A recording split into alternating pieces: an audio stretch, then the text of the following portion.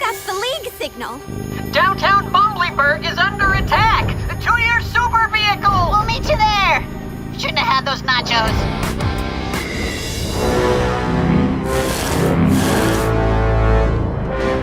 Look!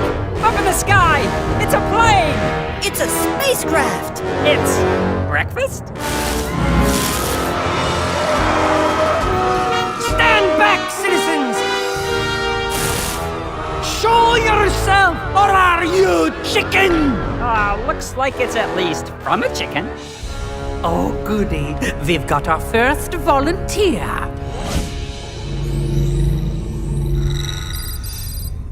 Name, Officer Scooter. Biggest fear, the dark. Come on! I'm not afraid of you! I've had appetizers bigger than you! Ah! Who turned out the lights? Ah! I'm afraid of the dark! When do I get a super vehicle? Let's take this one step at a time, shall we? What is that? Oh my!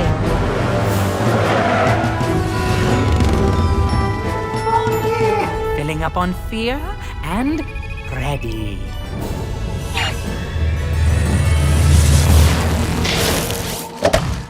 Oh, that's cold! Welcome, League of Incredible Vegetables. It is I, Dr. Flurry. Dr. Flurry! That guy gives me a brain freeze. And I'm about to freeze all of Bumblyburg with fear. Unless, of course, you find a way to stop me. Stop this, Dr. Flurry!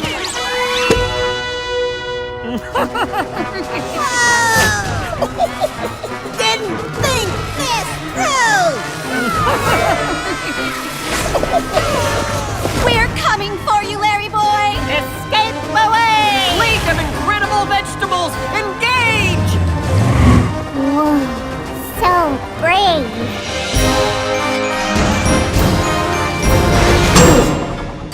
That's not eggshell.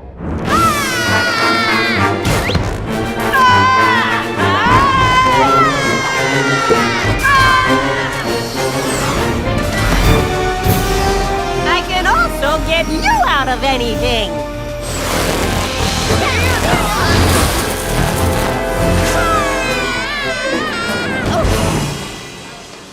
Nice catch, Vogue. Wow, it smells terrific in here. It's cinnamon potpourri. My supercar smells like socks. Take over. Take over what? The wheel! Goodness, she's so decisive.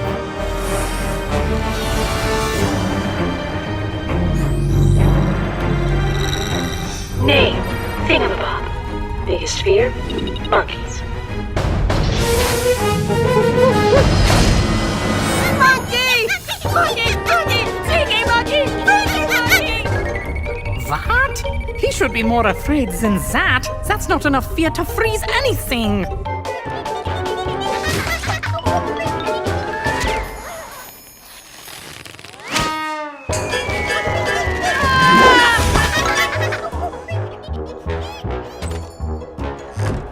Monkeys? Really? They're so unpredictable. Alfred, how does that thing work? I can't find anything. It's a top secret villainous device. Oh, wait. He talks about it on his blog. Then, after figuring out what you are afraid of, the fear dar uses that fear as energy to fuel its freeze ray. Kids, don't try this at home. Goodness me. That thing is fueled by fear. You can't scare me!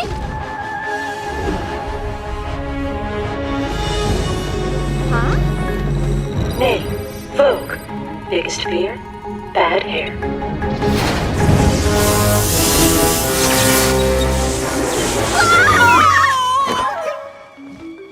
Sorry. It's just hair. Easy for you to say. Hey. What is the point of having my own fear dar if my nemesis won't be frozen in fear? It's a waste. He can't catch the League. Those are some amazing super suits. Letty boy, circle around and distract him while Escape tries to find a way in.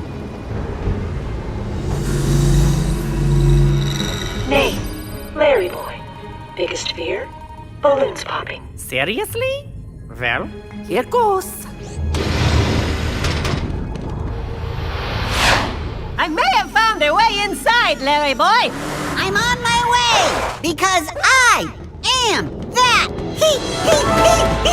What's the matter, Larry boy? Bad 5th birthday party. Lots of poppin'. I know you're scared, but you've gotta move. I know.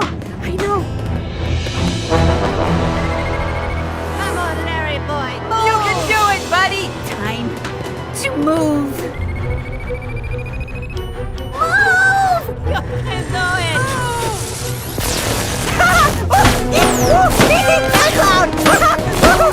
They're unstoppable! Unfreezable! And seriously? Doesn't anybody believe in seatbelts? He did it! He did! He didn't have to be afraid! Of course not! Because of his super suit! Because of it. What? Junior! Junior? Look! Up in the sky! It's a torpedo! No, it's an asparagus. What? Another one? Tiny heroes just falling from the sky now? Yahoo!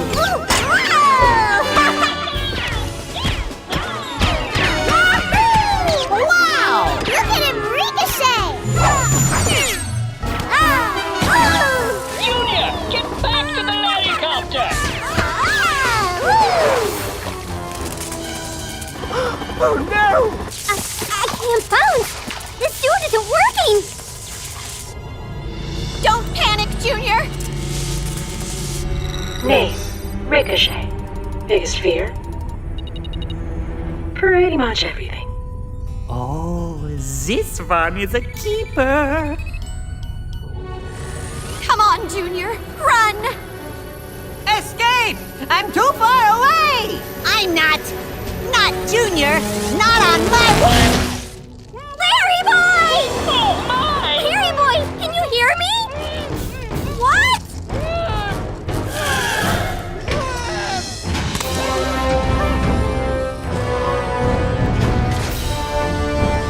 Activate screen light sequence.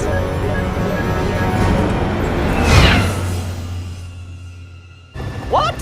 Where did he go? Holy evaporating egg! League, we've got to find Larry Boy! Back to the Lady Cave to regroup!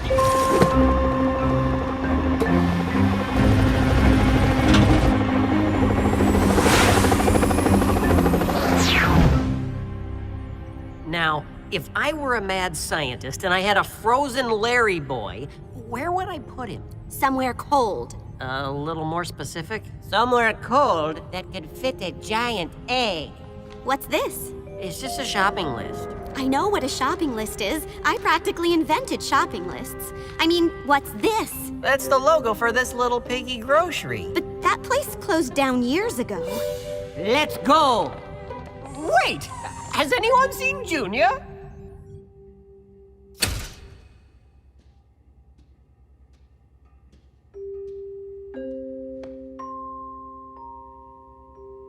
When I said you were brave, I meant it. My mind hasn't changed. Larry boy would still be here if it wasn't for me. You saw how afraid I was. Everyone gets afraid sometimes, Junior. Not the League. Yes, the League too. The reason they didn't freeze up is because they know how to deal with their fear. I know. They've got these amazing super suits. I trusted in mine, and I was still afraid. Junior, the League doesn't put their trust in their super suits. What? Super suits will fail them, but there's only one who never fails. One who is bigger than anything you fear.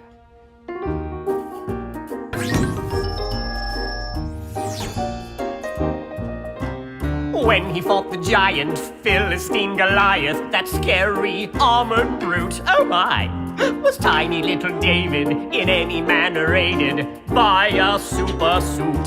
No? Correct! Goliath was much stronger, his biceps 3 times longer, but David never fussed. It wasn't his own power, he counted on that hour, so whom did David trust? I'm thinking you're gonna say God? Bingo! Trust in God. Not in my super suit. Nope. Trust in God. Do you feel the boot? Trust in God. Against the frozen brute. Absolutely! Advice you can't dispute when fear is taking root. With him you're in cahoots when you trust in God. When I trust in God.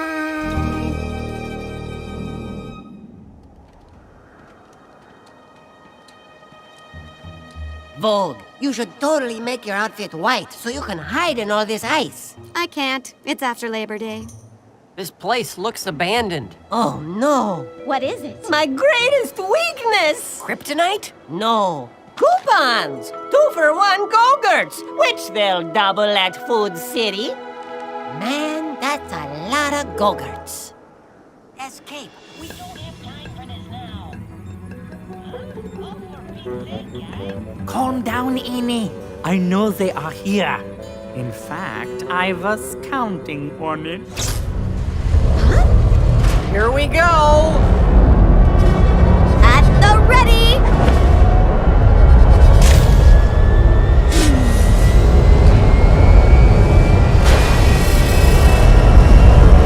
Oh,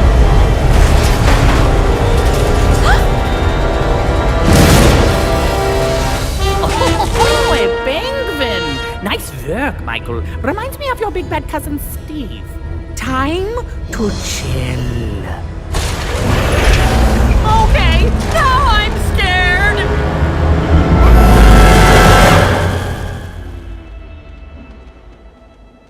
Thanks for coming after me, Alfred. We're going to need all the help we can get if we're going to stop that giant robot penguin.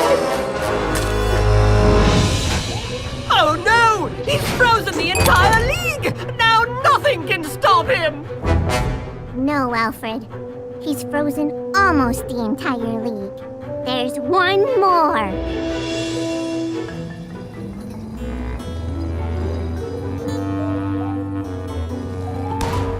Wonderpart! I have finally done it! All of the league is frozen!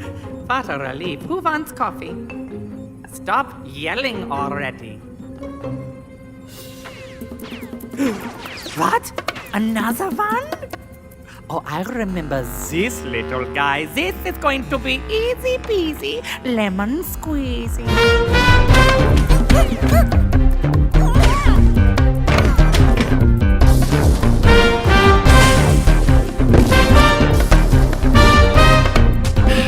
Okay, Alfred, here we go. It's the best chance we've got. And remember, I know. Don't get this suit wet.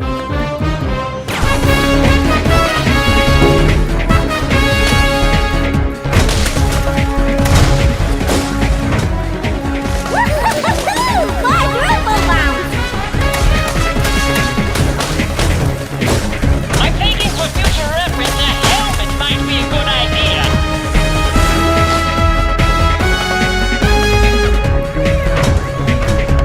Now!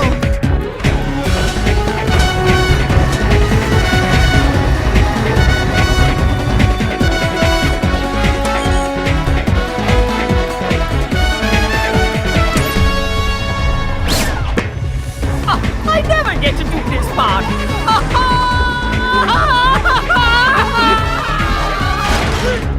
And I shall never do it again!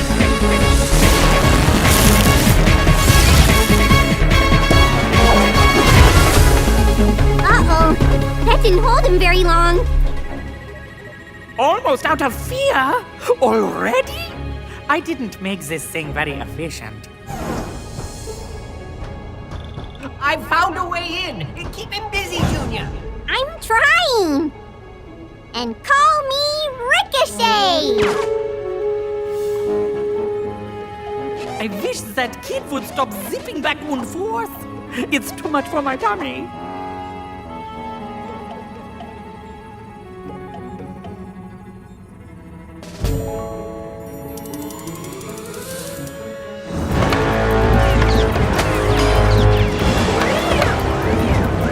I mean, he's like a monkey out there. Oh, is it hot in here to you? What do you think, Alfred? Is it too toasty? I can't do this much longer! Alfred, have you got Dr. Flurry yet? I have him right where I want him. You do? Alfred? Not now, Larry boy. Your plan is foiled, Dr. Flurry. Alfred? Because it takes more than a little ice to stop the League. Alfred! Oh, I guess that's more than a little ice. Uh-oh, angry birds. Alfred, duck! I thought they were penguins. Uh-oh.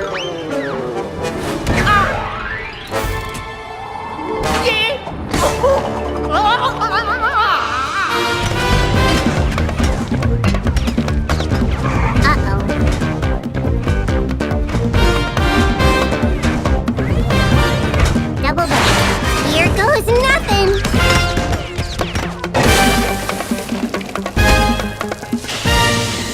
No! No! Not now! Aha! The Freddy boy has nowhere to run. A lot of good your super suits are now, League.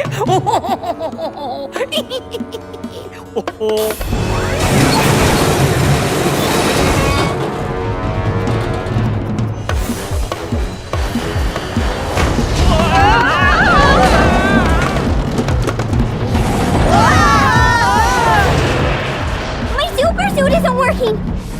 It isn't working! Alfred! Alfred, can you hear me? What do I do?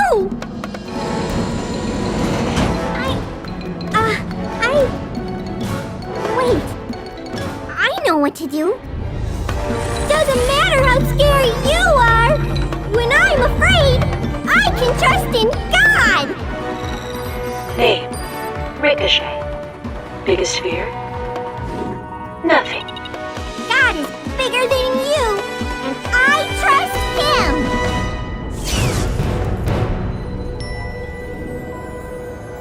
I don't understand. He was so frightened before. What could have happened? I believe Junior has found a reliable place to put his trust. I'm not afraid of you! Ugh!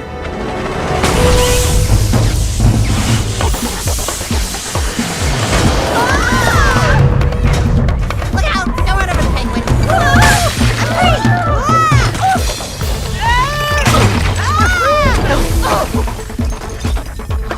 The League unfrozen! Everyone, out!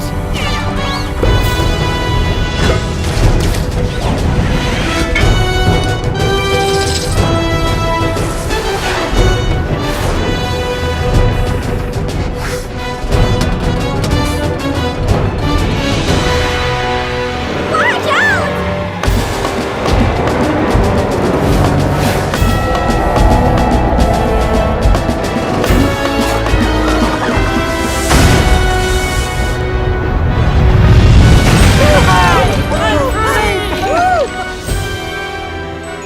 Oh, they're so adorable when they're rescued.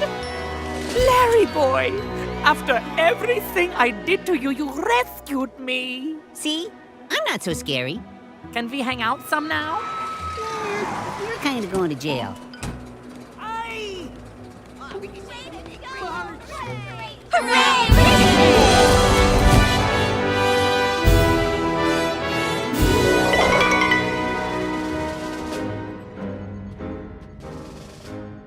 For incredibly heroic acts in the line of duty. When the rest of the League was frozen, you trusted God and overcame your fear. Junior Asparagus, I hereby name you an official member of the League of Incredible Vegetables. Not a junior member? Not anymore, Ricochet. Woohoo! And one more thing. Your super vehicle! A jet ski? But what about the water? Who said anything about water? When you're in the dark, we're gonna light the spark. No question mark. League of Incredible Vegetables! Away! Like a flash of light.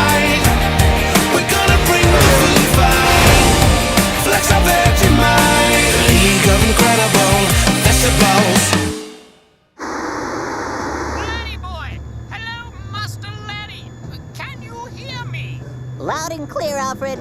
Go ahead. Yes, have you located the foreign object? I'm afraid not. The Larrymobile and I have been all over Bumblyburg, and we haven't seen anything that looks like it came from outer space. Nothing at all? Well, we did see a kid with green hair. Oh, and a dog that could whistle. Oh, all right. Well, keep looking, Master Larry. Remember, the security of Bumblyburg rests in your clutches. Have no fear, Alfred. If there's a space alien in this town, Larry Boy will bring him in. Hello, boys. Hey, Junior. I'll be right back. Hi, Percy. Junior, I just came from Laura's house, and she got in trouble for breaking your dad's bowling plate. Except she says she didn't break it. She says you did. Who's telling the truth? Oh, well, actually, she's right. Huh? Laura didn't break the plate. It was Lenny. Her brother? Yep, that's right. Lenny broke the plate. I'll tell you the whole story. It's Lenny's fault. He broke the plate. He's very naughty. Just how was I to know he hated Art Bugatti? He gave it to a crocodile who chewed it up for quite a while. It's Lenny's fault. He broke the plate. It's true. And that's the tale I have to tell to you. Whoa, gee. I didn't think Lenny was capable of that kind of violence. He seemed like such a nice kid. I didn't even know he had a crocodile. This is great. It worked again, Fib.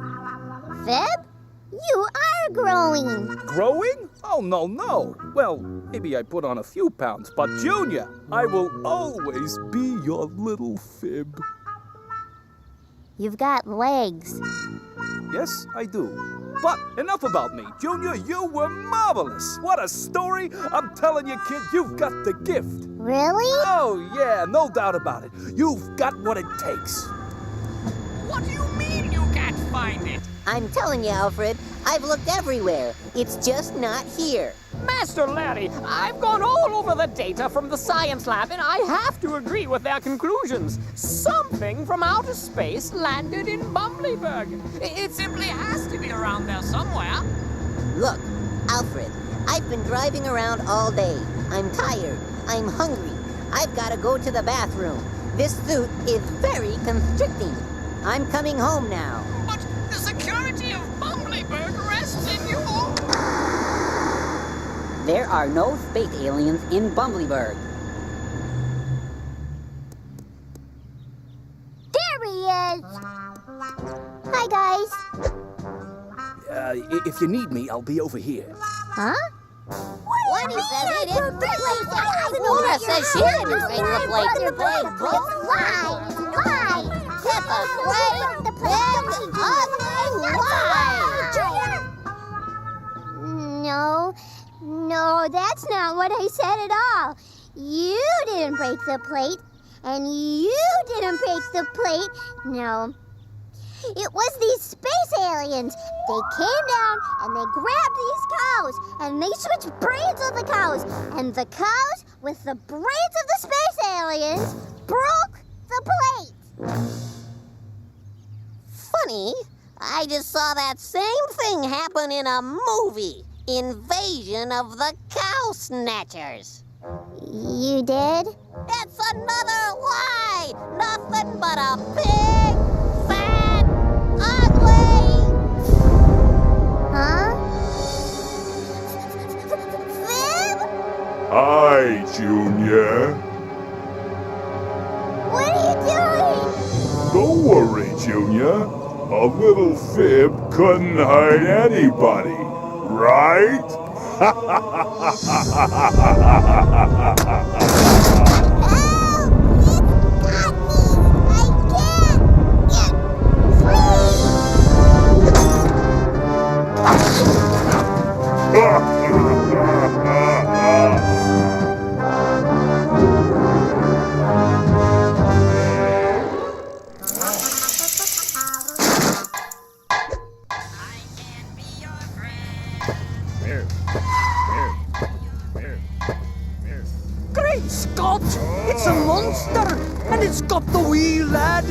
touches.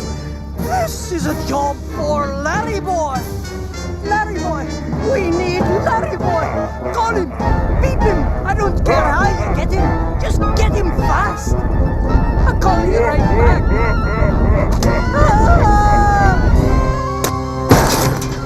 Oh, the inhumanity! Larry Boy, where could he be? I'm still stuck in the molasses swamp. I've been here for 38 turns. Your turn, Alfred. Yes, let's see. Oh, look! I get to go all the way to Princess Lolly! What luck! Ha! Your turn! Still stuck. I sure hope the rest of Bumblyburg is having a better day than I am.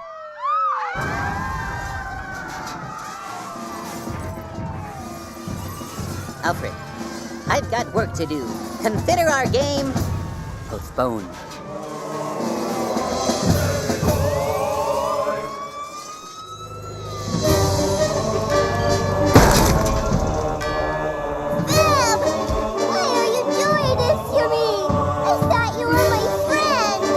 That's the thing about fibs, Junior. We grow. Now that I'm big, it's my turn to call the shots. And you belong to me! Not so fast, monster! Huh? If anyone can stop that fib, Larry Boy can. Drop the asparagus! Why don't you come and make me, little purple man? If that's the way it's gotta be!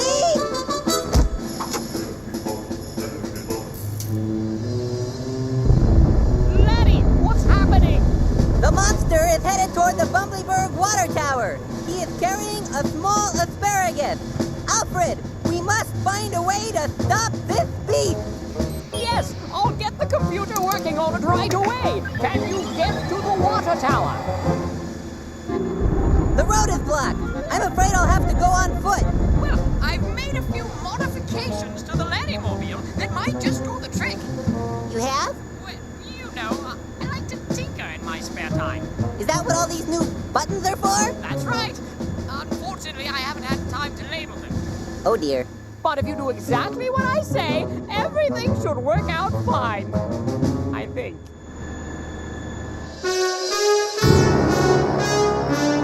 Let's see if your little purple friend can help you up here.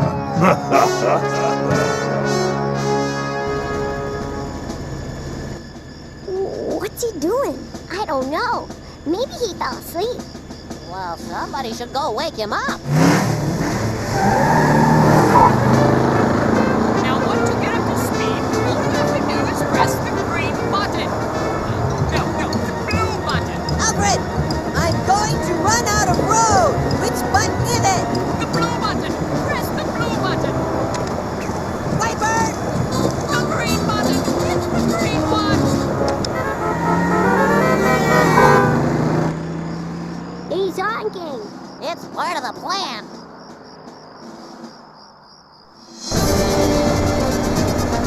I am going to die! Stop yelling at me! Stop yelling! Yell! Yellow!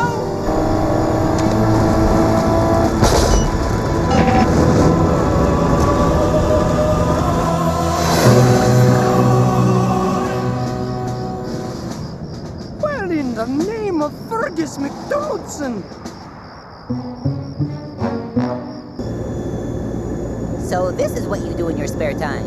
Well, not all of it. I also dabble in biochemistry, nuclear medicine, you know, this and that. So how do we stop this thing? Oh, yes, that. Let's see here. We know what the monster is now. What is it? It's a lie. What's a lie? It is. Which part? The whole thing. It's a lie. The monster is a lie. Oh my.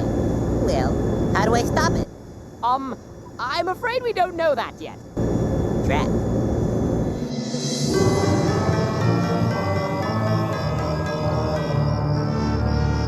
Oh, I don't think you should look, man. It's not a pretty sight. Mom! Dad! Help!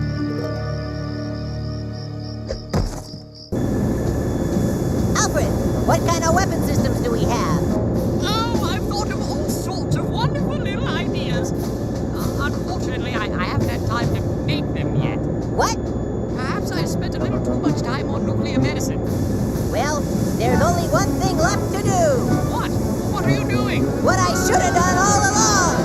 Super suctioneer away!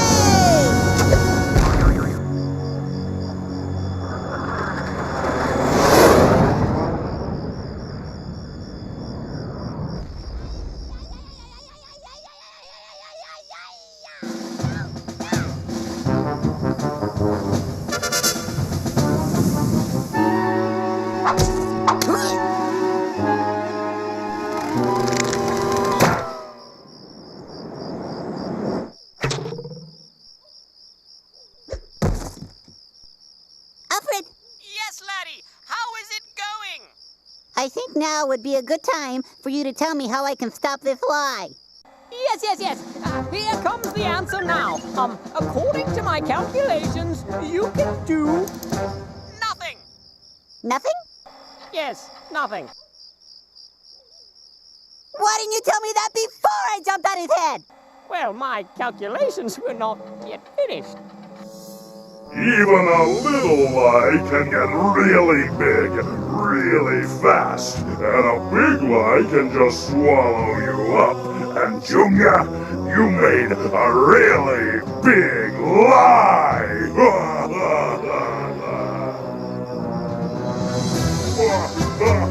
Laddie boy, can you hear me? I've made a discovery. What? You cannot stop the lie. Alfred, we've been over this. No, listen! You cannot stop the lie, but someone else can! What? Who? I don't know yet. The computer's working on it right now. Now which one of you guys should I eat first? Alfred, we have no time! It's faking! You sort of look like candy. No, really, it's spandex. It's quite bitter. Alfred! I'm getting a reading! Alfred! It looks like...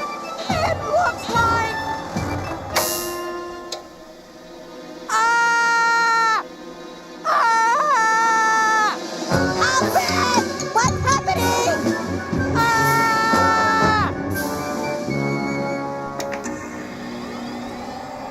Boot, you transistorized tormentor! Boot! Goodbye, Bumblyburg! It's Junior! It's Junior! Junior can stop the lie! I did it! I broke the plate!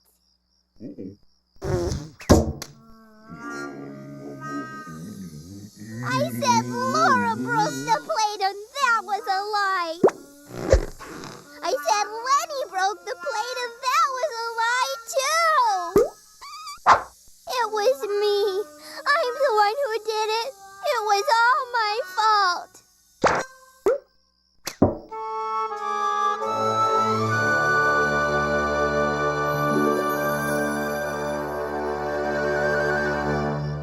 Now, how do I get down from here? There's a problem I know I can handle.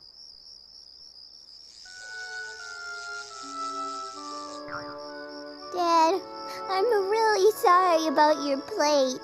Oh, Junior, I'm sure it was an accident. I just wish you would have told me right away. I thought you'd be really mad at me. Junior, you're much more important to me than any old bowling plate. I guess I should be punished, huh? I think what you've been through today was punishment enough. What do you think, Dad? I think you're right. Let's just make sure that from now on we get the true story the first time. Oh, doesn't it just warm your heart? And it's all because of one man, one plunger-headed hero always ready when Bumblyburg needs him. Larry boy? There he goes again.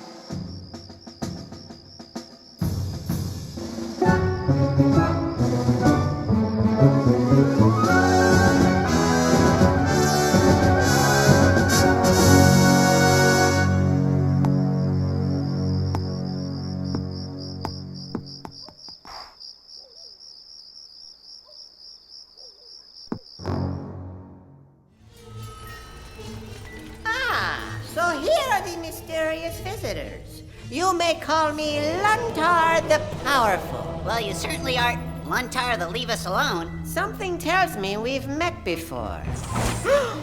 Good disguises! Captain Cuke! Luna.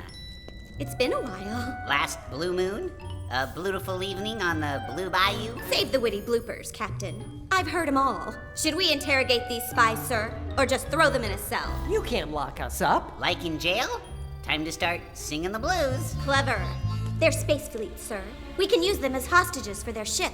The only thing that's keeping you from disappearing in my dungeon forever is if you give up your ship's engine core. It's pure me wantium, and me want it. The engine stays in our ship where it belongs. And where is your ship right now? Wouldn't you like to know?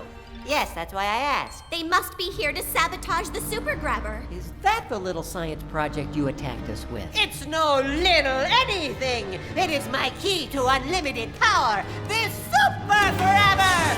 Behold! Shiny. It's pretty. I'll give you that. Pretty. It gets me what I need. It has the power to get me power. Anyone can tell you that power is the key.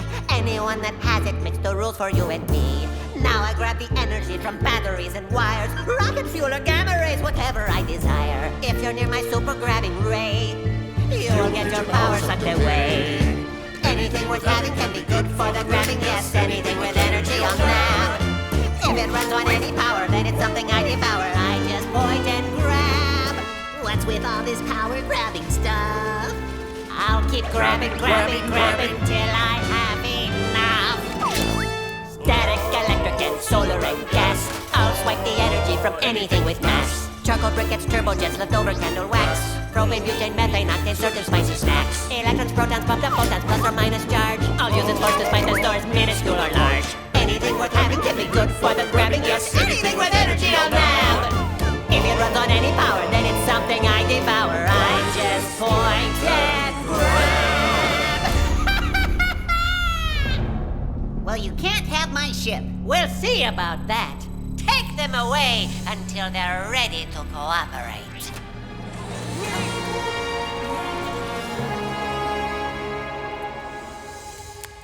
Phone home. Phone home. It's no use. T-Bot, how can we escape? The cell walls of Luntar's dungeon are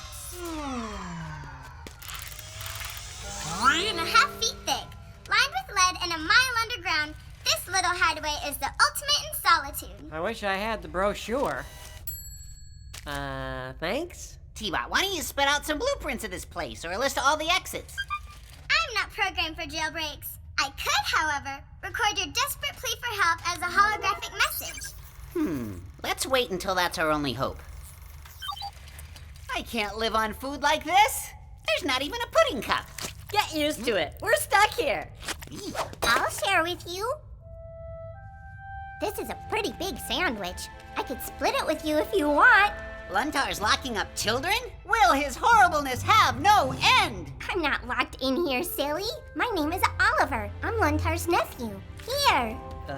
Thanks. You realize you have a much smaller sandwich now? I know. Like half of it. Do you want a drink box? I got 2 on my lunch today. Sure. So you're just giving one of those away? Yep. To us.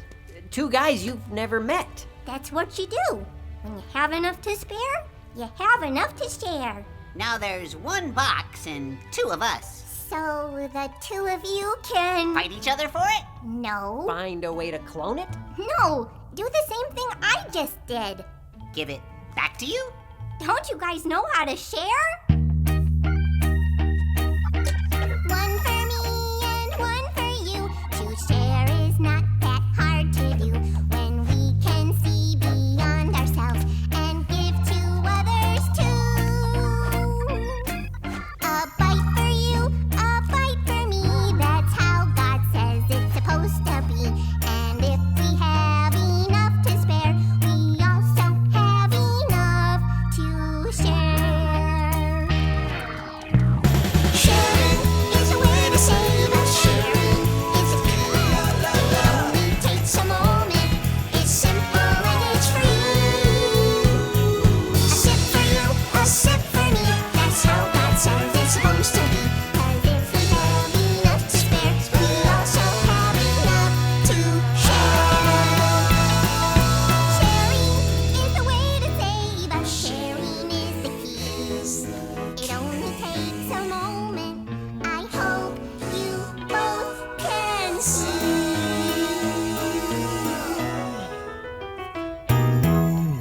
This concept of sharing is logical. Hold on a second. Are you trying to butter us up to get information for your uncle, Luntar the Locker-Upper? No, that's not his name. We all call him Luntar the Brave. He's fighting for the whole planet. The whole planet? I don't understand. Tutani's sun is dying. If a solution isn't found, it'll explode into a supernova and incinerate the entire planet. Supernova? Why is this the first time you're telling us this? It seemed like you were having such a lovely time. Luntar's been working day and night to gather enough power with the super grabber. If he has enough, he's hoping he can recharge the sun. So that's why he's grabbing power from every ship and machine. Oh, this messes up the whole mission. What if our mission has changed? Mr. Spork, we have our orders. We can't go changing them based on a singing little boy. No offense. What about saving our sun? That's part of your space fleet duty, isn't it? If there's a solution, I'm sure we'll find it. But you gotta get us out of here first. Promise me you'll help us, and I will. Captain's oath. We'll do everything we can to save your planet.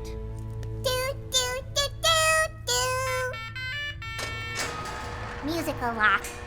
You couldn't figure that out? Good night, Eddie. Night, Clarence. You better take your umbrella. We're supposed to get more meteor showers tonight. If we can get back to the ship, I can analyze these pictures and figure out how to shut down that super grabber. You sure this is the only way out? Yep, it's okay. Everyone's gone home. Send another ship out. Except my Uncle Luntar. He likes to work late. Hide! We have to find the apple pies. We can't afford the fuel anymore, sir. Every ounce should be focused on that sun. What's the use? Our experiments were worthless. The sun grows darker every day. We've barely got enough energy to power our heat lamps. Should I prepare us all for evacuation? No, not yet. This is our home. A home that will be consumed in an exploding supernova. Space Fleet is already here. If we talk to them, They maybe. wouldn't help. Why would they? This is our sun and our problem. I'll figure it out. How will I figure it out? We're doomed. Oh man, he's turning into Luntar the Sympathetic. How did that happen? Uncle Luntar won't ask for help, but he needs it. We all need it. Gentlemen, I've located your shuttle. The bad news is I'm detecting an oncoming storm of popcorn meteorites. We should wait inside for the storm to pass. No time. Let's go.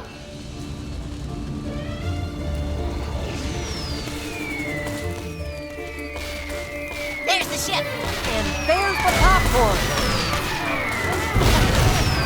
Wait! Let me share my umbrella. It'll protect you and Mr. Spork. Don't you need it? Right now, you need it more. Thank you, Oliver. You're welcome. Well, they don't teach this at Space Fleet Academy. I'll have to go with my usual strategy. What's that? Run fast and scream a lot. Remember your promise! Now we just have to pick the lock before we get incinerated. There's gotta be a faster way to get in. Look out! Okay, that works. Prisoners escaping. Must sound the alarm and pursue. Correction. Must run and hide. Captain Cuke to Apple Pie. We read you, Captain. We're on our way back. The mission has changed. Activate the table screen. Oh, hang on. We usually play games on this. Here we go. Houston, we have a problem. Well, Houston, give us some ideas. Well, don't look at me. I'm just an intern. Okay, then I'll have a coffee. We're out of coffee. Well, Houston, we have two problems then, don't we? Sir? Who are you? Who am I? I know who you are. Who are you? Then stop asking. Why don't we just talk to Luntar? Luntar is still a desperate gourd. He attacked us once. He might attack us again, even if we try to help. We don't have much time. So what do we do? Hey, cats and kittens! Captain Cuke's camera captured some sweet pics of the grabber. I made a 3D scan from them and did a full analysis. That was fast. I skipped my Zumba class. Did you find a weakness? It's a simple reverse of the polarity, man. You put this part in backwards and boom! This super grabber don't grab no more. Aha! We can render Luntar completely helpless. I think he's already helpless. Maybe the kid is right about Luntar. Isn't Space Fleet all about helping those in trouble? The moment we show up, he'll come after us. He can't catch us with our twin ninjas, man. Remember, we got power to spare. Wait a minute. That's exactly what Oliver said. If we have power to spare, then we have the power to share. Now, just because it rhymes doesn't mean it's a good idea. Think about it. We have 2 tunics. We can give Luntar one and still use the other. What good will that do? Enough me want him fired into a sun would recharge it. We load the core like a big cannonball here. With the reverse polarity, this becomes a plenty good super slinger, man. The super grabber becomes a super shooter. A super sharer. I'm not giving up one of our engines. That's crazy. We'll have no way to outrun them. That's a risk we'll have to take. I just don't know if I can do it. A sip for you, a sip for me. That's how God says it's supposed to be. 'Cause if we have enough to spare, we also have enough to share.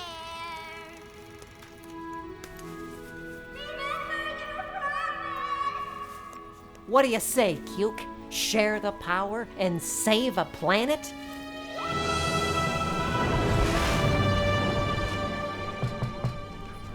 Luntar, the prisoners have escaped. What? Space Fleet is back and they're approaching orbit. Then ready my ship and power up the grabber!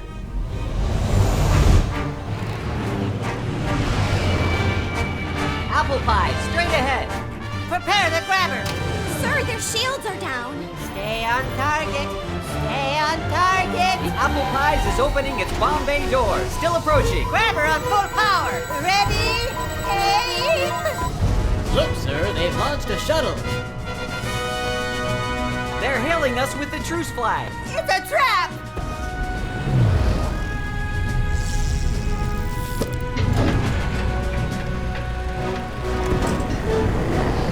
It's one of their engine cores. I don't get it. We never even asked for it. We had a spare, so we thought you could use it. We accept. Oliver, what are you doing on board? I wanted to watch the fireworks. We're gonna recharge the sun. Well, we better do it fast. I don't even know if it's possible. Aye, man, don't you sweat the details. All we need is a little flip-flop on the super grabber and you're good to go. With power to spare comes the power to share. The sun is going supernova. Repeat, the sun is going supernova. We good to go, people. Fire that bad boy. Fire!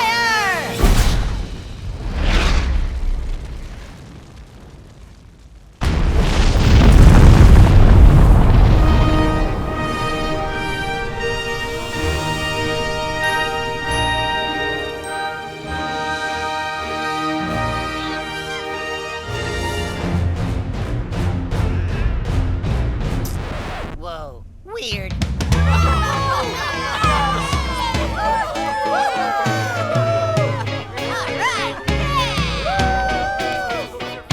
Now I'm that kind of guy who seldom likes to ask for much. I never knew there'd be folks like you who'd come through in the clutch. Our sun was going over and we thought nobody cared until you are friends with extra blessings opened up and shared. Oh, I've never liked to share my pudding or my M&Ms, but sharing's a good way to turn your foes into your friends. So as we roam the galaxy, we'll happily declare that when we see a need, we'll try our very best to share. Sharing is the way to save us. Sharing is the key. It only takes a moment. It's simple as can be. There's some for you, there's some for me. That's how God says it's supposed to be. 'Cause if we have enough to spare, we also have enough to share. Captain's log. Stardate, a long weekend. After successfully jump-starting a sun and making peace with a local pirate, Tutani is once again the best place to get a good tan and do a little surfing. Good luck. Captain Cuke, Mr. Spork, good work. It seems that sharing can happen anywhere. maybe even on our own ship. I sure am proud of you, boys. Helpless, how long's it gonna take you to get back home? Oh, with only one engine, I'd say twice the usual time. No worries. You all can share some quality time. Share? You see what I did there? Good one, sir. That's why I'm the Admiral. Ha! You one crazy funny zucchini. If we have enough to spare, we also have enough to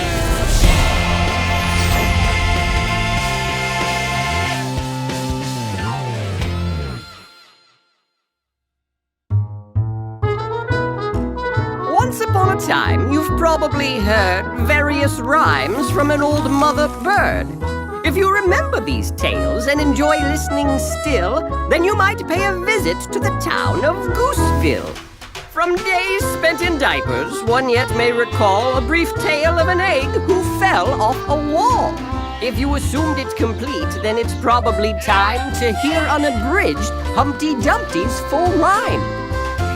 As the mayor of Gooseville, Humpty's main chore was helping his neighbors. But lately old Dumpty preferred just to snore. Ow. From loving his neighbor, Humpty's heart had recoiled, and lately had seemed a little hard-boiled. From the stress of his job, his shell now showed crackage. How he longed to escape on a vacation package. Maybe one day, pondered the mayor with longing, just as his doorbell started ding-donging.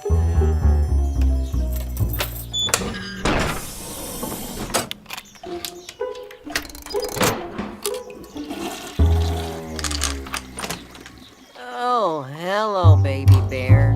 Good morning, Mr. Mayor. Can't wait to grant a favor to anyone who needs our help. Pardon, little neighbor, you'll have to come back later. I'm trying to repair my shell. But I want to lend a hand out to any needs that stand out. I could be a neighbor saver.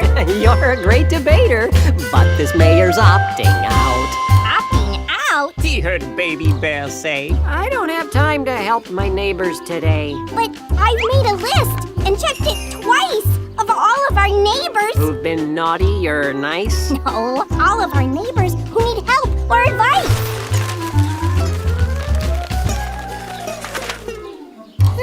What a long list of favors. More favors than there's neighbors. I don't have time to help them out. Don't be silly, Mr. Mayor. You're the greatest neighbor. It's what being mayor's all about. I guess we'd best get started before my shell gets parted. Time to be a friendly neighbor Or a more exhausted mayor. Our friends could use some helping out. No chance you'd come back later. You're so silly, Mr. Mayor. Our neighbors need some helping out. Why don't we start with little Bo Peep? Guess what has happened to all of her? Sheep? This isn't the first time that I've heard this rhyme. I don't know anyone cooler than you. One day, I'd like to be mayor too. It's true, Bo Peep's sheep were rarely beside her, and today they all seemed especially hyper. Wow! Watch where you're going! You could have broken my shell! Said the delicate mayor with a frustrated yell. Little Bo Peep! Help me, please! I've lost my sheep! They all seem to be playing hide and go seek! You need to remember to close the sheep's pen. If you do, then I'm sure this won't happen. Ah! What do you think he was gonna say? Probably again. How could you tell? Because it rhymes. On the back of the sheep of little Bo Peep, Mayor Humpty rode briskly all over the streets. But when the sheep stumbled on a stack of burritos, Humpty flew through the air like a startled torpedo. As Mama Bear placed a lovely bow in her hair, Humpty landed head first in her living room chair. Mayor Dumpty, my goodness, what a pleasant surprise. I did not expect you till 5:15. As Mayor Dumpty rolled so his head pointed upward, Mama Bear told him, I am indubitably flustered. We have neighborhood problems we'd like to address. I mean, would you just look at that mess? It was sad but true that living inside that kooky old shoe was old Mother Hubbard, who had so many children she didn't know what to do.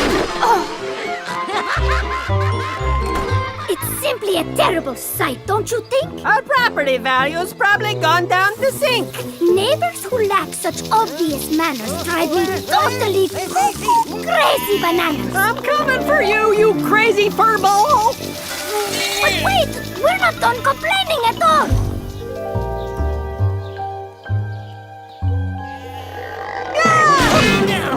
Hi, neighbor. Want to go jogging or lift up some weights? Today is a very important date. I've got to be nimble. I've got to be quick. Because I'm about to jump over a candlestick. Right. You know, I'll catch you later. As Humpty Dumpty ran up the hill and back, he nearly tripped right over Jill and Jack. They desperately wanted help with their art because, according to them, The whole world is falling apart. Me and Jill ran down the hill to fetch construction paper. But we both fell down and broke our crayons. And then we lost our stapler. well, have you tried looking at the well? And why would we look at the well, pray tell? Well, in case your stapler fell down it. Farewell! And the mayor ran away, leaving more neighbors in dismay.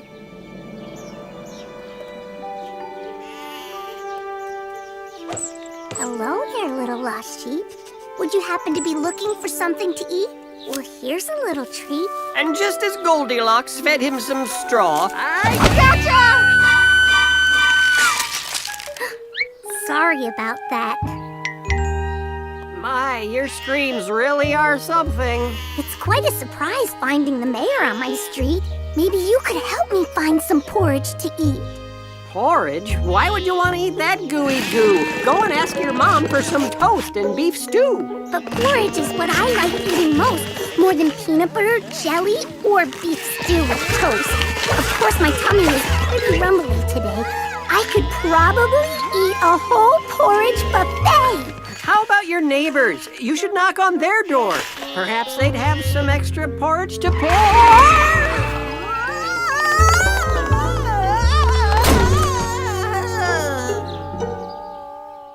Although he had helped only little Bo Peep, Mayor Dumpty returned to his own home to sleep.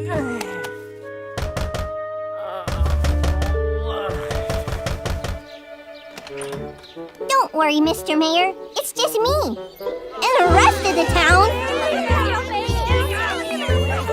They all needed help and you weren't around. So I brought them all here to the foot of your step. Mr. Mayor! What is it, Miss Muffet? I need your help badly.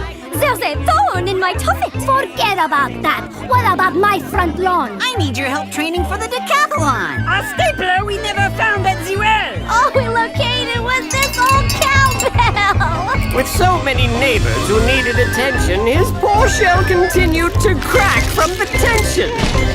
What should I do? He wondered aloud, while on his front door the neighbors did pound, and that's when it hit him, like a full ton of smackage. I'm going to go on that vacation package. While Humpty escaped from his mayorly house, he did so as quiet as a little... Hi! He did so as quiet as a really loud mouse. Mr. Mayor, do you have just a second for me? My bug net needs fixing, you see?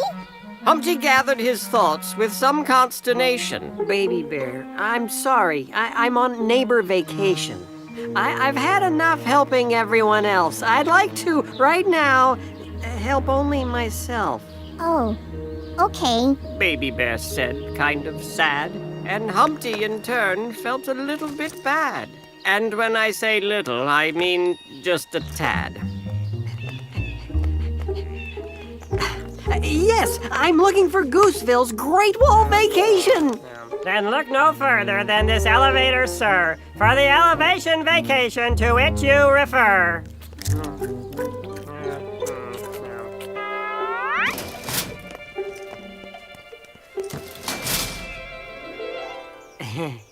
Okay. Shouldn't we be moving by now? Whenever you're ready, the bellhop said with a bow. Then Humpty began to have the realization that Gooseville's Great Wall was a help-yourself kind of vacation. Humpty Dumpty scaled the tall wall. Humpty Dumpty had a few minutes to stall. From all the exhaustion, Humpty started to swoon, causing a drop like a big lead balloon. What a close call. With such a delicate shell, I'm sure you're afraid to fall.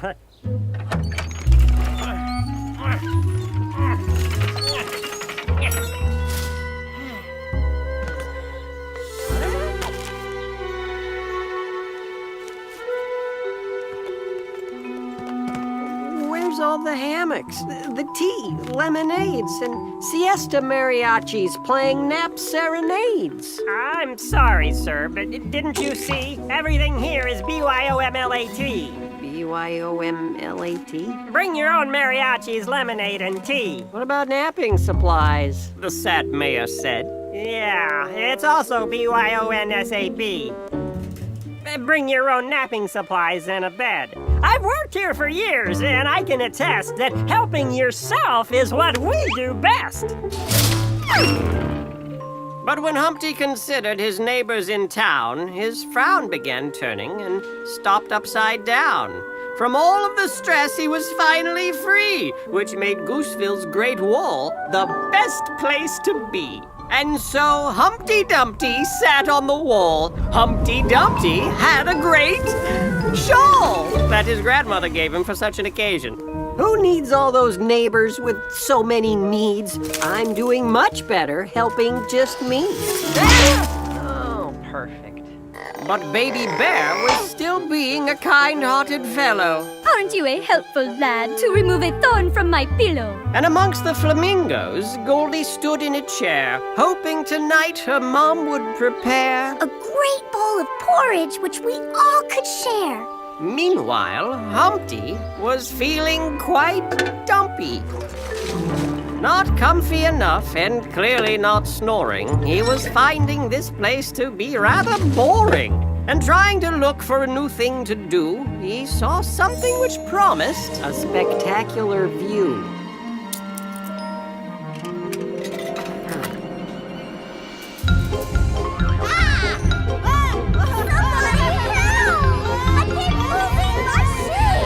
Nothing spectacular that I can see. Just a town still in need of assistance from me. But then Humpty saw something which made his heart heavy. Sweet little Goldie and family with just 2 strings of spaghetti. Mama, is there any porridge I can have? Spaghetti gives me the hiccups. Real bad. I'm sorry, sweet Goldie. Her old mother said. But I've no other food to give you instead. Why, that little girl should have more food to eat. What uncaring neighbors she has on her street. If I weren't up here and she weren't down there, I'd give her every last bit of food I could spare. Huh? What are you doing? Don't walk on their grass. Mama Bear'll go bonkers if she thinks you've trespassed. Hello? No one loved porridge more than Ma and Pa Bear. Is anyone here? So Goldie dropped by, hoping they'd have some to share. Porridge! What are you doing? Don't eat the bear's food. If they find you, they'll be in quite a bad mood. No, no, no! That one's so hot it's steaming! Ouch! But Goldie was too distant to hear Humpty screaming. That one's so chilly it may give you frostbite. Well, that one should probably be about right. But according to Goldie, it was more than just right. That bowl of porridge was just dynamite! Now get out of their house or you'll be in a pickle. And that's when the telescope ran out of nickel. Oh, I simply can't fix every problem I see. I have plenty to do, taking care of just me. And so Humpty Dumpty sat on the wall. Humpty Dumpty had a great ball of yarn from which he would knit, while ignoring his neighbors and sort of feeling bad about it. And while Humpty remained in his vacation bubble, sweet Goldilocks fell more deeply in trouble.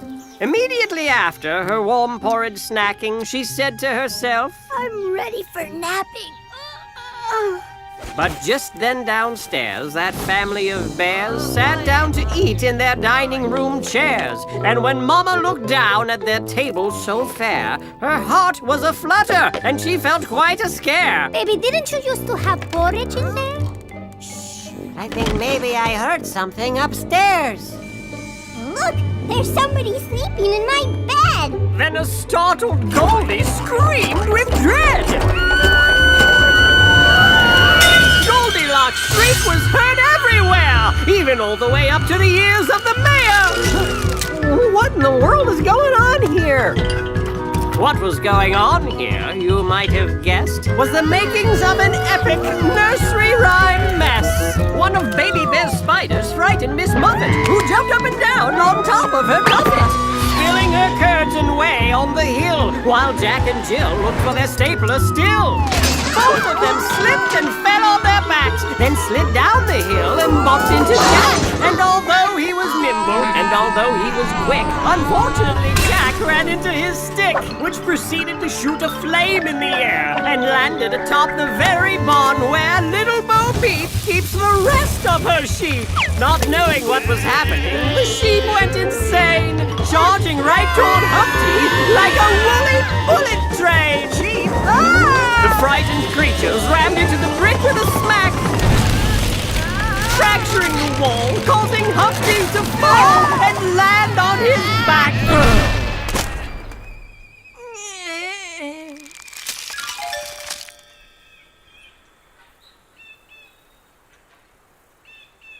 Help! I've fallen and I can't get up! Mr. Mayor! Mr. Mayor! Oh, good. Mama Bear, could you? Mr. Mayor, I have terrible news for you. Gooseville's been ruined and no one knows what to do. Well, don't look at me. It was clearly the fault of little Bo Peep. What made all this mess was her stampeding sheep. My sheep and I are not chiefly to blame. Jumping Jack's candle set my barn into flame. I'm usually nimble and really quite quick. Jack and Jill are the ones who caused me to trip. But none of this would have happened today if Miss Muffet hadn't spilled her curds and whey. How could you make such a boorish connection? It's the fault of this bear and his bug collection. No. The fault belongs to this lass there. Her scream was so loud it broke all our glassware. This trespassing girl lacks all sorts of manners. What's more, I'm afraid I've gone cuckoo bananas. I'm sorry, Goldilocks said, looking blue. I didn't mean to trouble any of you. When I was hungry for food, I came to your door, but I won't make that mistake anymore.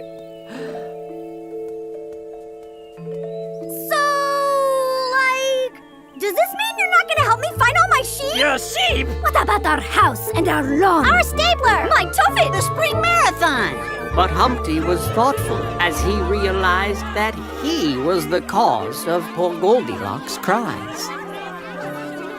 Excuse me.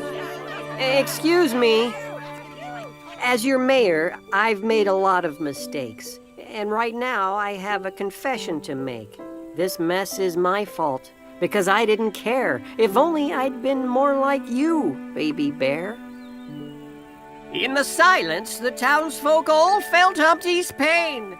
Then upon introspection, they all took the blame. I see that at times we have each been uncaring. From now on, we commit to be helpful. And sharing. Oh, well then, if someone could help me get unstuck from this plight, we have now a matter we need to make right. Huh? Oh, hey, what are you gonna do with that? Ow, that's a lot of pressure. Compressing!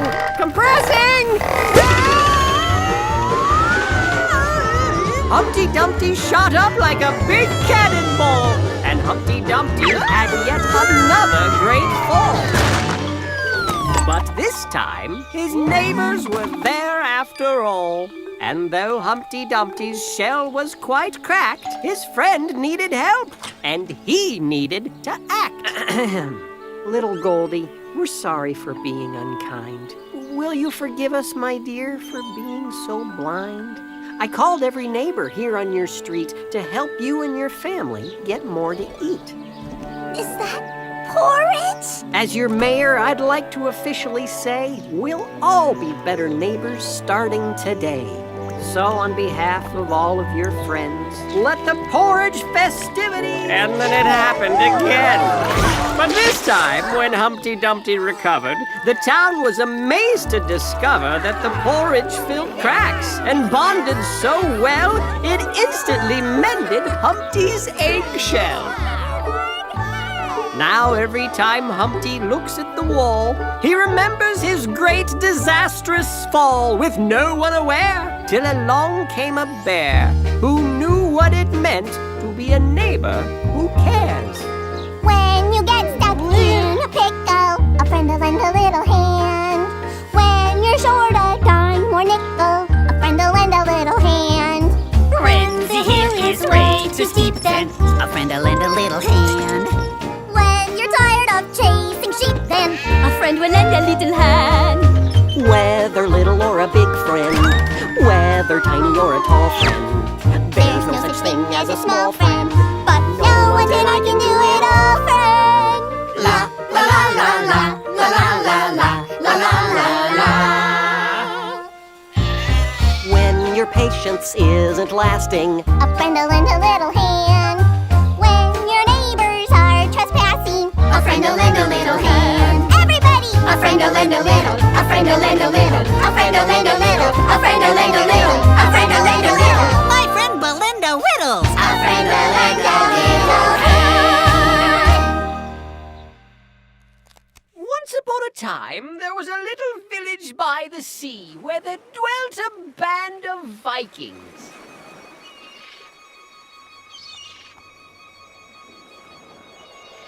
Good morning, Mabel. How are you, dear? Oh, just fine and dandy. Is Harold round here? I haven't seen him, but that's no surprise. Olaf's gone too? Mm-hmm. They're out with the guys. We should have listened to our mothers and married more judiciously. But we pick men with metal hats who sail across the sea. You live in London. We married Vikings. Well, you know the terrors of the sea. They're Vikings. Wherever they go, pillaging happily. They're Vikings. Let there be no ambiguities, cause this is my life as a Viking wife. We have to admit that it's rife with strife, but that's a lot we got when married we. The terrors of the sea. Oh, look what the cat drug in. Wonder what they brought back this time. Hey, there's your wife, Olaf. Yep, and there's your wife, Harold. Oh boy, do they love us or what? Well, what's not to love? I mean, after all, we're Vikings. What do you know? The terrors of the sea. We're Vikings. Wherever we go, pillaging happily. We're Vikings. Let there be no ambiguities. Vikings, cause who doesn't like a pile of loot? Some gold and jewels and a shiny suit. And a giant screen TV to boot. A Viking life for me, yo-ho! We're Vikings. What will you know? The terrors of the sea. We're Vikings. Wherever they go, pillaging happily. We're Vikings. Let there be no Vikings, cause who doesn't like a pile of loot? This is my life as a Viking wife. Some gold and jewels and a shiny suit. We have to admit that it's rife with strife. And a giant screen TV to boot. That's the lot we got when married we. The terrors of the sea. We married Vikings. That's the life for me. So that was the life of a Viking. Pillaging and plundering. Those are fancy words for, well, for taking other people's things. They were stealing. Their boats were so fast that no one could catch them, so they could get away with it. But not all the Vikings were involved in this unfortunate practice. No, there was one in particular. His name was Lyle. Good morning, Lyle. Good morning. You missed another raid, Lyle. I know. I was making stuff. Lyle never went on the raids. Instead, he'd stay home and make crafts. Pot holders, to be exact. What What you got in the bag, Lyle? Pot holders. You want one? Oh, you gave me one last week, but thank you. Here's your share of the loot, Lyle. Don't worry, it's the least we could give you. Thanks. Now, Lyle was definitely an unusual Viking. Whenever the other Vikings returned from a raid, he would take his small bag of loot, plus a bunch of potholders, and head out to sea on his own expedition. Hi, Sven. Hi, Otar. As you can imagine, this puzzled the other Vikings quite a bit. What's up with Lyle? What's up with Lyle? I'm telling you, that boy doesn't fit the Viking style. Since 793, our strategy's been clear. Go get stuff from over there and bring it over here. You know that little guy? He's got me feeling all contempty. He takes his boat out loaded up and brings it back in empty. What is up with Lyle? Yes, well, no one could figure out what Lyle was up to, so two of the other Vikings, two fellows named Sven and Otar, decided to follow him and find out. You guys go ahead. We'll catch up.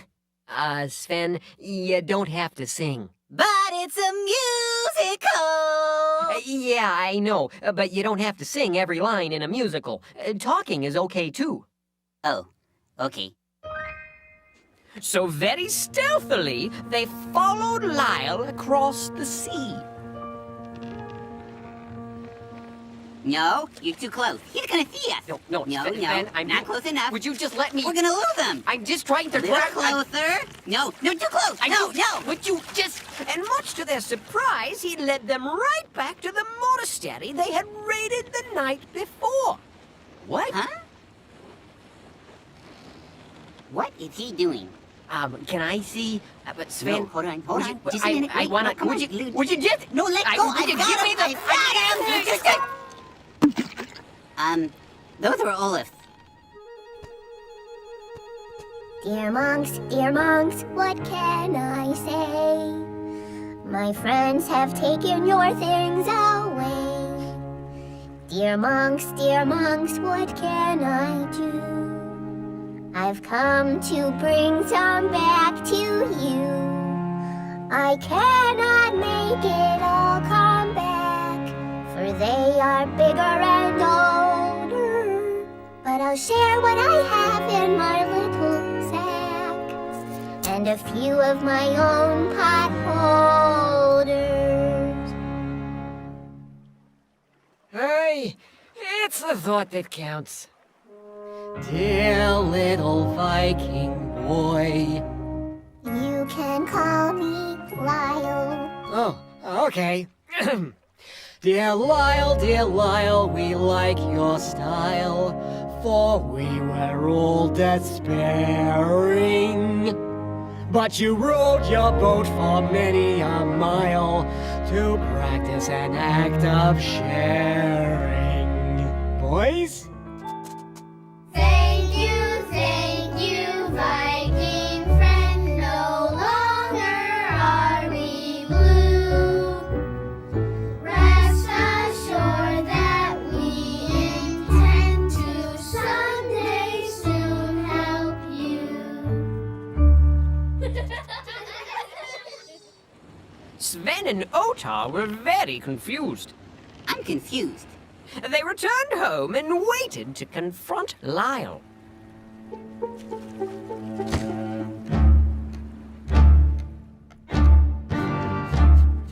Not so fast.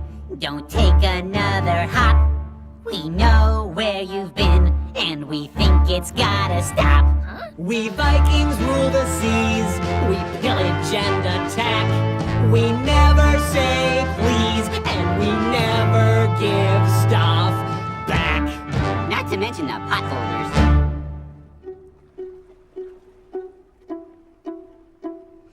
You both care about your share of gold, so rare, and big TVs. But when I share, I get my share of friends.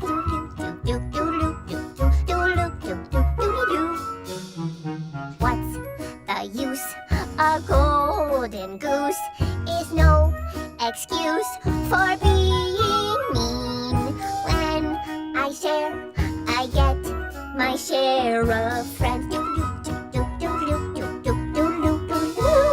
Yeah. Well, Sven and Otar had never thought about it that way. Could sharing actually give them more of what would make them really happy? Even they had noticed that watching that big screen TV wasn't all that fun by yourself. They needed to give that a little more thought. In the meantime, though, they knew Lyle would be in big trouble if Olaf learned what he was doing. If Olaf finds out, you'll be in big trouble. You can just talk. Oh, right. If Olaf finds out, you know. Well, Olaf's not gonna find out. This will be our little secret. Thanks, guys. So they resolved not to let Olaf find out. Unfortunately, this was easier said than done. Just a few days later, as the Vikings were headed out to raid the monastery once again, it was the only monastery in the area, Otar spotted something. Oh no! What is it? It's Lyle. He's at the monastery. If Olaf sees him, he's in big trouble. What do we do? We've got to distract Olaf. Look, Olaf, there's a fish with a pretty yellow circle at the bottom of the backside of his fin. Look, Olaf, there's another and another and another. That little one has got a funny grin. Look, Olaf, way down underneath the water. It's the biggest fish I think I've ever seen. Look, Olaf, he's got purple spots and orange and yellow markings and a dorsal fin that's iridescent green. What? Otar, I don't see any of that. Sven, we've got to distract him. Help me out. Oh. Look, Olaf, there's a turtle and he's wearing pink pajamas and he's got a cowboy hat upon his lid. Look, Olaf, very close and see he's riding on a llama and he's chasing down to herd a giant squid. Look, Olaf. There's a whale that's dancing with a bear. Look, Olaf, it's a mermaid. It's an ostrich. It's a bunny. Look, Olaf, please look anywhere but... I don't see anything. What? But there. Hey, isn't that Lyle? Mm-hmm. And he left something with those monks. What is it? It's potholders and a little bag of loot we gave him. Hey, that goes against the code of the Viking! You can say that again! Why, that little Viking is in big trouble!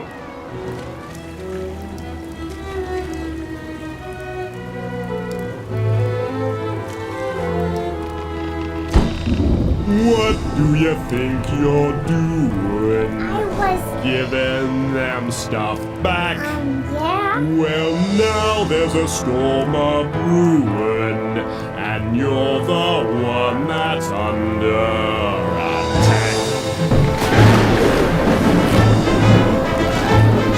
attack. Olaf, this storm is blowing up pretty quick. Maybe we should head back. First, I need to make an example out of this fighting. You know, I think Harold is right. We gotta get out of here! Almost done. You'll see that nothing good comes from giving things back.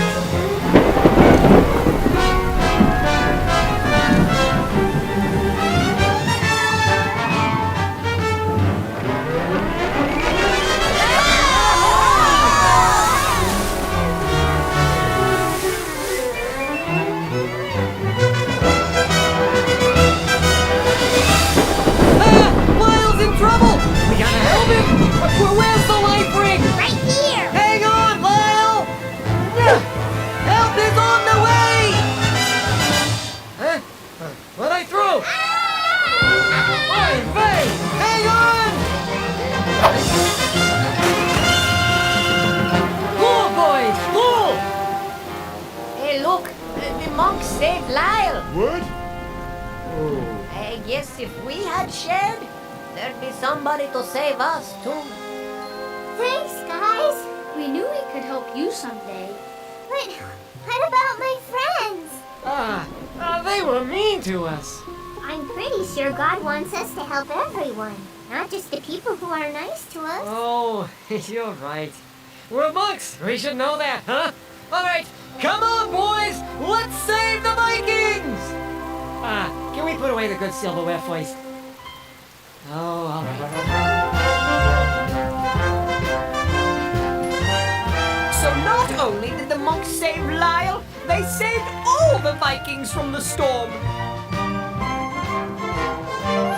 And just because Lyle had made friends with them by sharing. Thank you, our new friends. You saved us from the sea.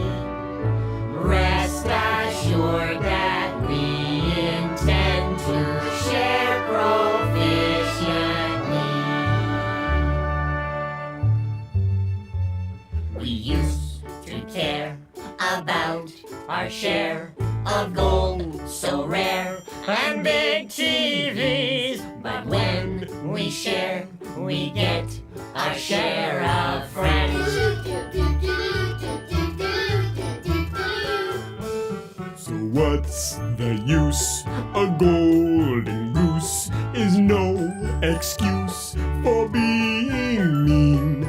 When we share, we get our share of friends.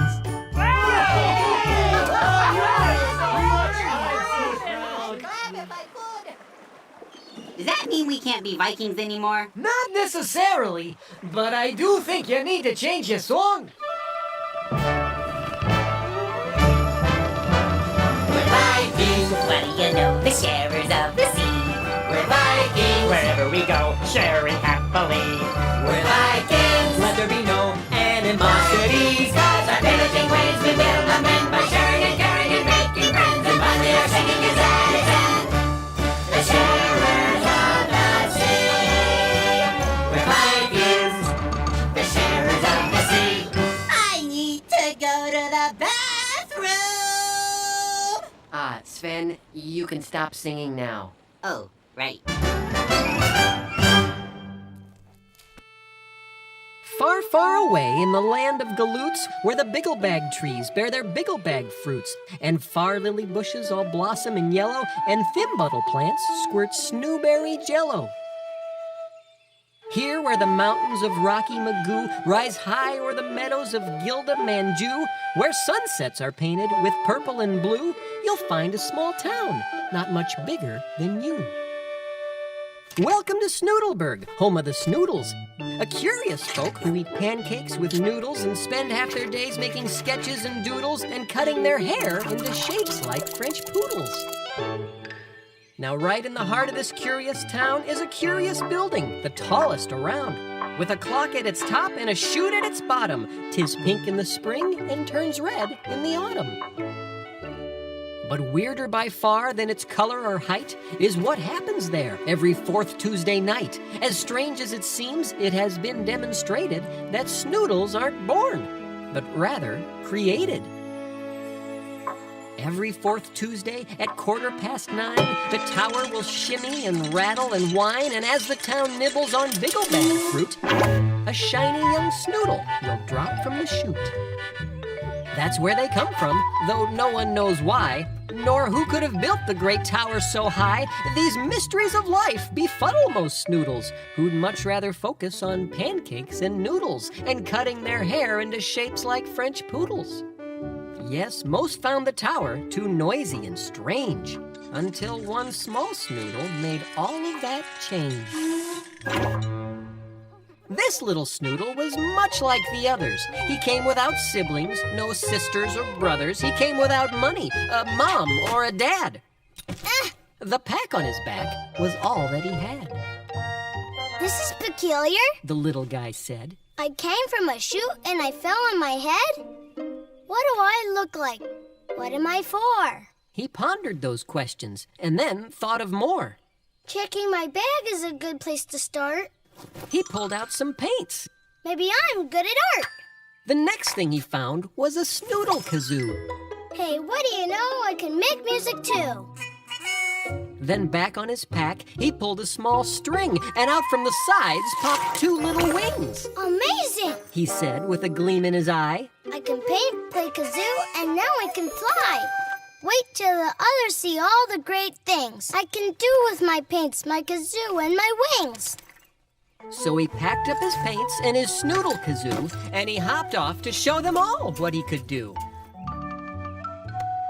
There from the top of a short, stubby wall, the big snoodles heard the new small snoodle call. Come watch me, you guys, as I head for the sky. He straightened his wings with a gleam in his eye. Then he jumped, and he flapped like the red-snooted finches that fly from the plains to the peak of Mount Ginches. His flight, unlike theirs, covered only 12 inches. You call that flying? You think you're a bird? We've never seen anything quite so absurd. The old snoodle snorted, he sniggered, he shook. I'll paint you a picture to show how you looked. The brushstrokes were skillful, the colors were coolish. The story they told made the young one feel foolish.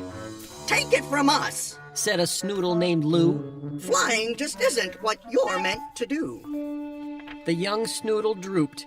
He felt his heart sag. The painting the old snoodle placed in his bag. Carry this with you, the old snoodle said, so visions of flying don't go to your head. The weight on his back was as heavy as lead. So under the weight of the picture he bore, he hobbled along feeling lonely and sore.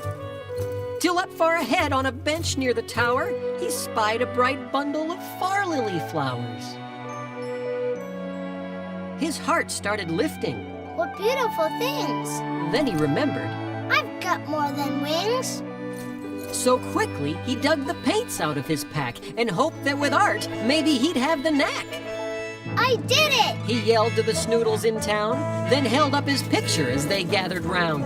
You did it all right, said the snoodles, replying. You showed you're no better at painting than flying. Then one of them laughed, and while eating a waffle, painted a picture that made him feel awful. You're puny. You're silly. You're not all that smart. You can't use your wings, and you're no good at art. That picture, too, was placed in his pack, and made his heart slump just as low as his back. I'm ugly, I'm foolish, and so very small. I don't think I should be with Snoodles at all. And so he decided to get out of town. His wings hung so low that they dragged on the ground. He walked past the tower and out of the city. He walked through the fields and thought, My, this is pretty. The far lily bushes all blooming in yellow, and thimble plants squirting snowberry jello. I might like it here, said the small snoodle fellow. Then feeling some warmth coming back to his chest, he thought he would sit for a moment and rest. But try as he might to sit down with grace, the weight on his back knocked him flat on his face. Ha! That's a hoot! Said a voice from behind. A farmer stood up with a thimble vine. Why, you need a picture, my Snoodleburg bud. Lest you forget how you look in the mud. And so in an instant, the picture was done and placed in his backpack, which now weighed a ton.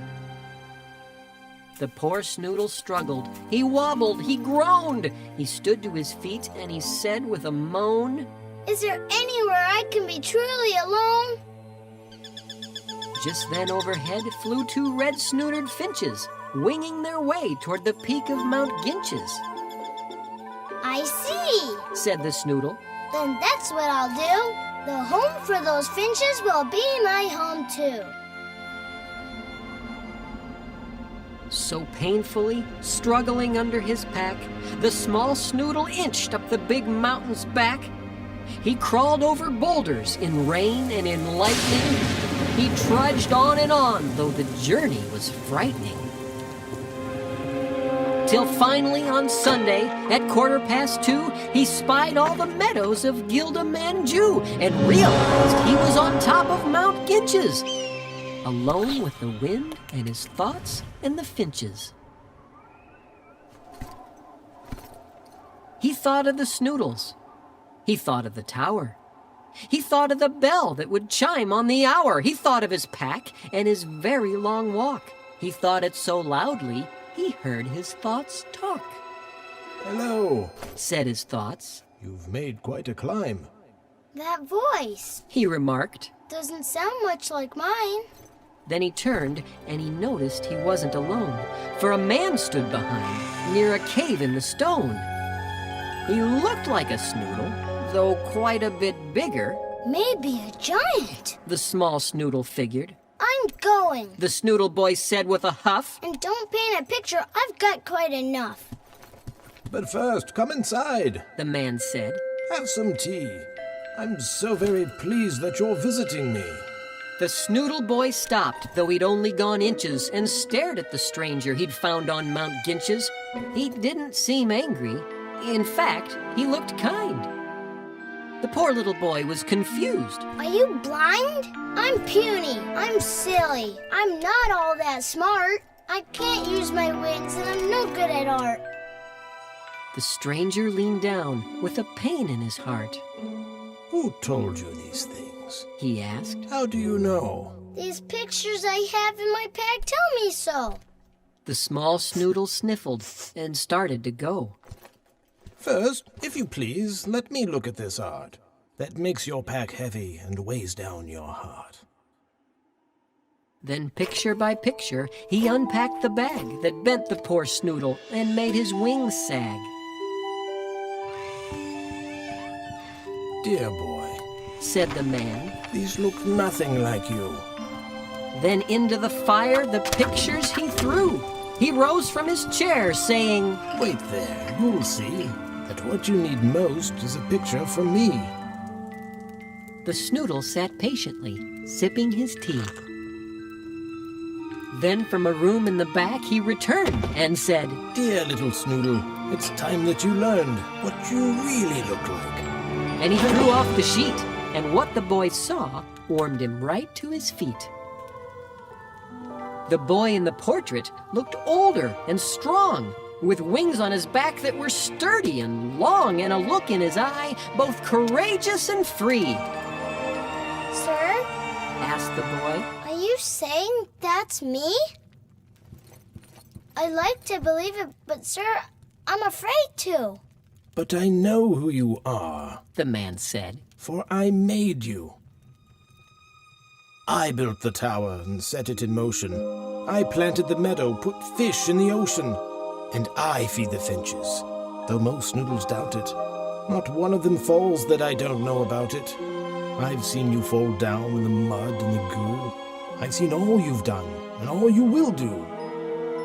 I gave you your pack and your paints and your wings. I chose them for you. They're your special things. The Snoodle Kazoo is so you can sing about colors in autumn or flowers in spring. I gave you your brushes in hopes that you'd see how using them you could make pictures for me.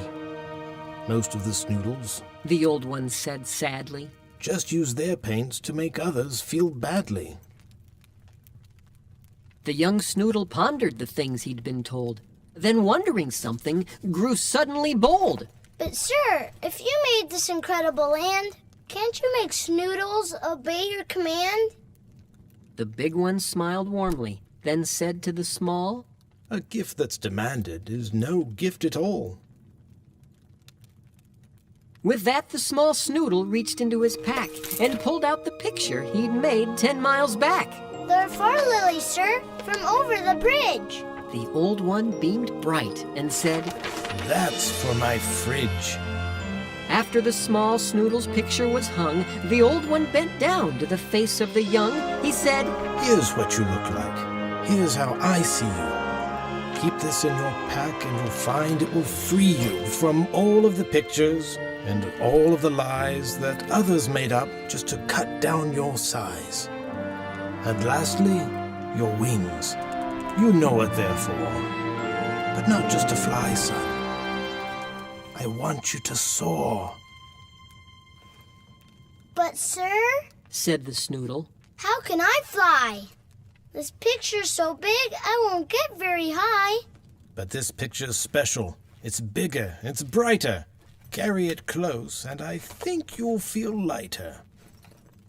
As soon as he heard it, the Snoodle looked down and noticed that he was an inch off the ground. He laughed and he leaped and he flew from the cave, feeling now older and stronger and brave. And he flew through the clouds and he flew with the finches. He soared up and down round the peak of Mount Ginches. He flew over far lily bushes in yellow and thimbuttle plants squirting snowberry jello. He flew over bigglebag trees and their fruits in big lazy loops o'er the land of galoots. Then hurried back home to the center of town where the Snoodles all stood with their wings on the ground. And starting precisely at 2:15, he told them the story that I just told you.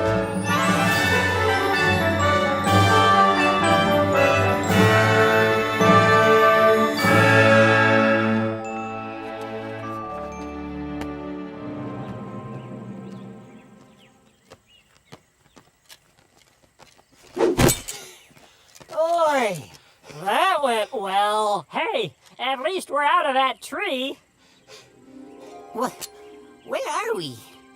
The Blue Gate, entrance to the land of woe. The Blue Gate. Why do they call it blue, you ask? Perhaps for the sorrow that blankets the land beyond. Perhaps for the sadness of those who toiled on this cursed wall.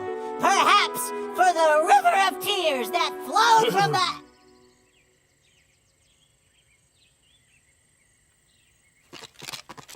Or that.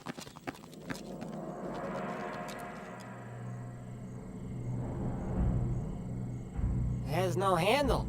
How are we gonna get in? Look for a doorbell. There's some kind of writing over the gate. I can't read it. There are few who can. It is the tongue of woe, and if I remember my 7th grade diabolical languages class, it reads, "He who seeks to pass this gate, a riddle first must solve. The answer that will seal his fate must all his wits involve. What thing with awesome strength is blessed, yet quakes before the smallest pest? Stands so high, yet sniffs the ground without so much as stooping down? Has no home, or chair, or bunk, yet holds his bath inside a trunk? If your first guess ringeth true, passage we will grant to you. But if in air you guess, my friend, the door will bar, your journey end." It said all that? It's a highly efficient tongue. You can fit a whole book on a napkin. So it's a riddle, eh? Awesome strength. Yet quakes before the smallest pest. Tall, yet sniffs the ground. A cow! An ostrich with a suitcase. Bacon! It's a long shot. We have one chance to get this right. A vicuna. Three-ring binder. A vespa. An elephant. An elephant! It's strong, but it's afraid of the littlest pest, a mouse! And even though it's tall, it can sniff the ground with its long trunk, which also holds water when it takes a bath. Elephant, man! With bacon! All right, only one way to find out. Is it an elephant?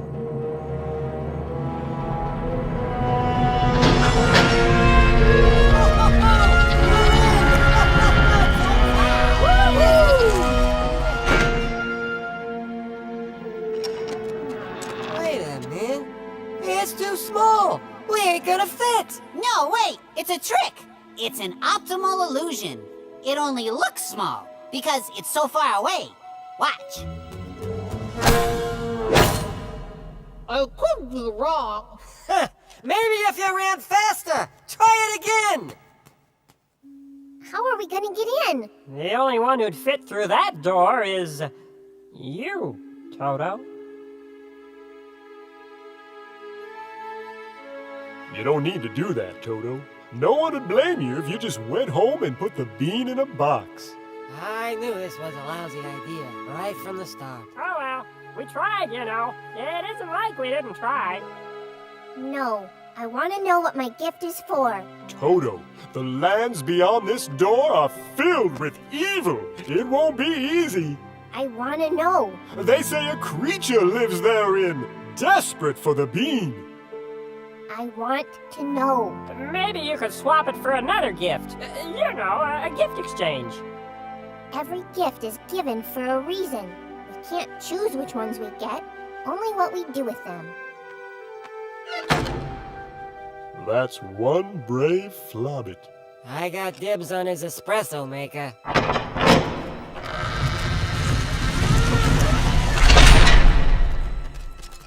Well, that's that. So we can go home now, right? We failed. The fellowship failed. We were supposed to help Toto, and now he's in there, on his own. We may yet have another chance to help him. I'm a lucky fella. I'm a lucky boy.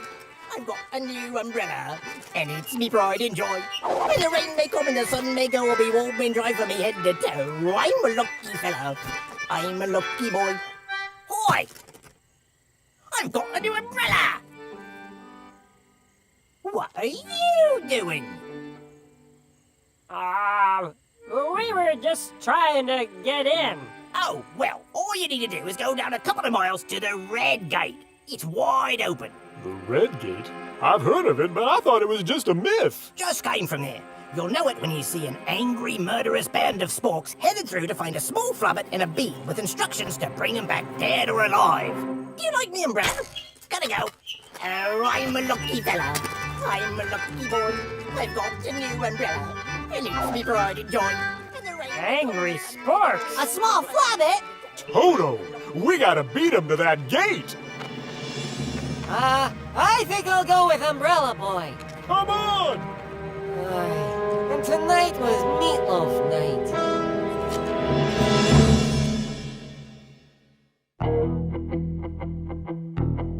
And now it's time for Silly Songs with Elves, the part of the show where Iricorn comes out and sings a silly song for elves.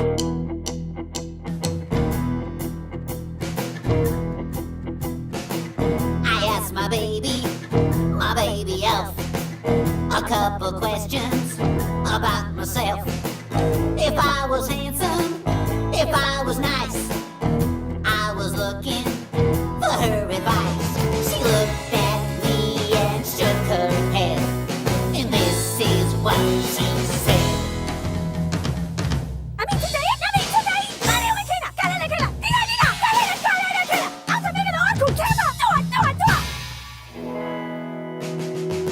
She yelled so loud, she hurt my ears. My eyes have welled up, all full of tears. But I don't mind none, 'cause she's my elf. My elf,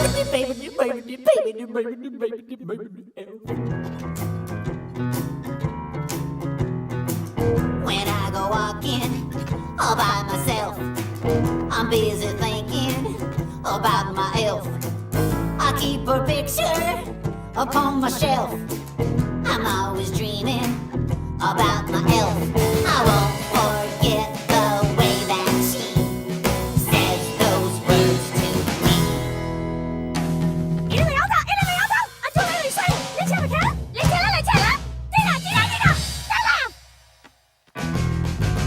Don't know exactly what she said, just know it kinda hurts my head. I'll take an aspirin, 'cause she's my elf. My elf, baby. Hold on a minute! What are you doing? Ouch! Hey! I knew it! I knew it! What? You should be ashamed of yourself! You're no elf! You're an elvish impersonator! You second me, deceitful one! Oh, right. Like you're a real elf. Give the guard a bow and arrow and he's a real elf. This has been Silly Songs for Elves. Behold, Legolam! Have at thee! My bow shall sing with your pompadour! Don't you point that thing at me. Help!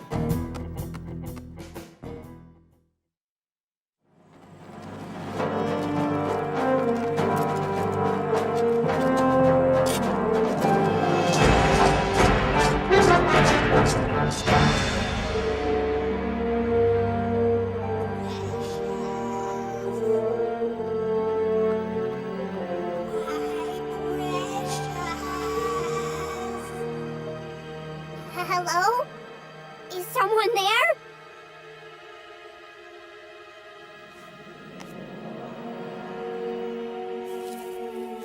What a load of trouble you turned out to be. If I had half a mind, I'd just throw you in a ditch and be done with you. What?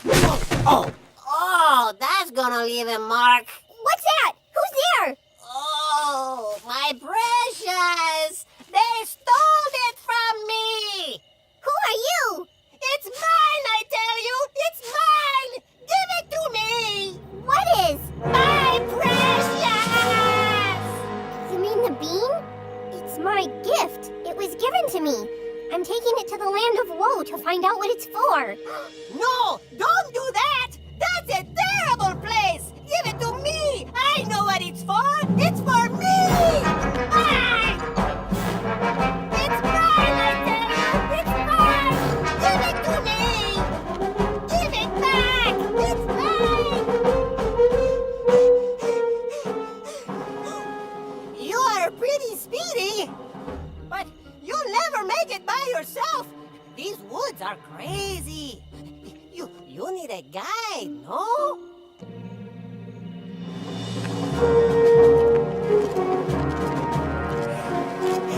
You know, they say you should balance out your aerobic activity with a little weight training. What say we break and do some squats? Boy.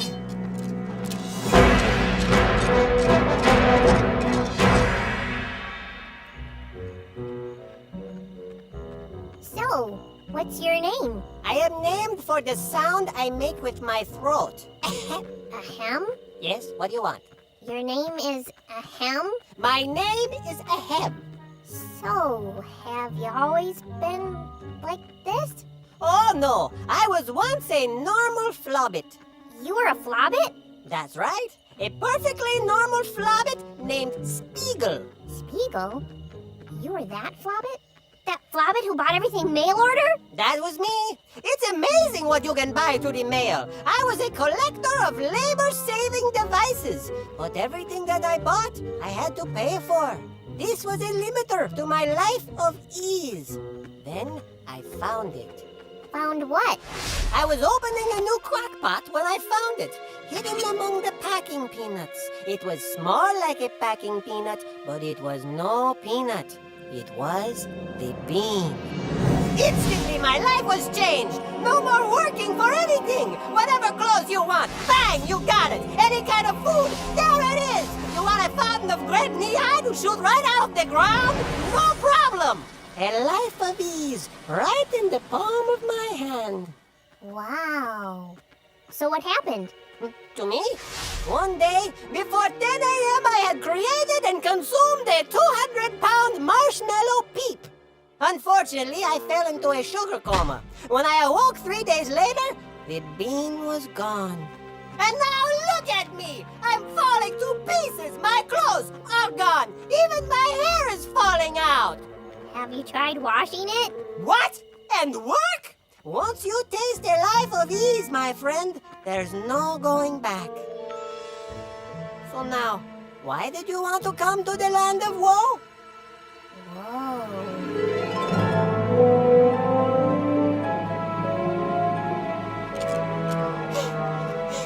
Don't bother waiting up for me. Whew. The Red Gate. It's yellow. Hmm? Oh, they say it was named for the color of the sunset on the day they hung those doors.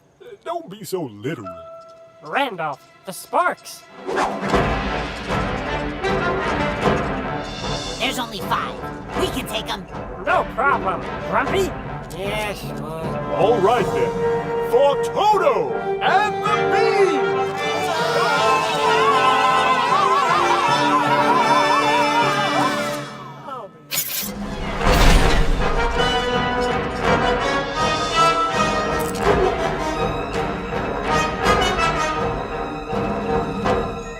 I gotta go.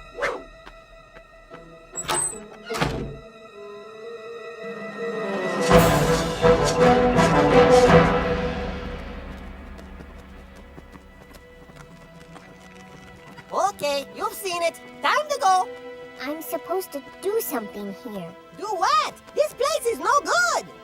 I don't know. They said it would be clear. Oh, well! A drink would do me good.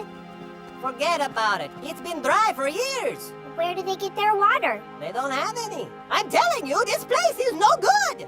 Can you help us, please? My daughter is so hungry. Help us. We're Oh, this is bad. This is not good. While we still draw breath, hope is alive. We need a plan. We'll create a distraction. Does anybody have a banjo or an inflatable turkey? Did I mention it was meatloaf night? Not that this isn't fun. Finish them quickly. We've got a flobby to catch. Watch out for their pointy ends. I got you covered. Have you ever actually fired that thing? What? Sure. Plenty of times. Not a good time for arguing.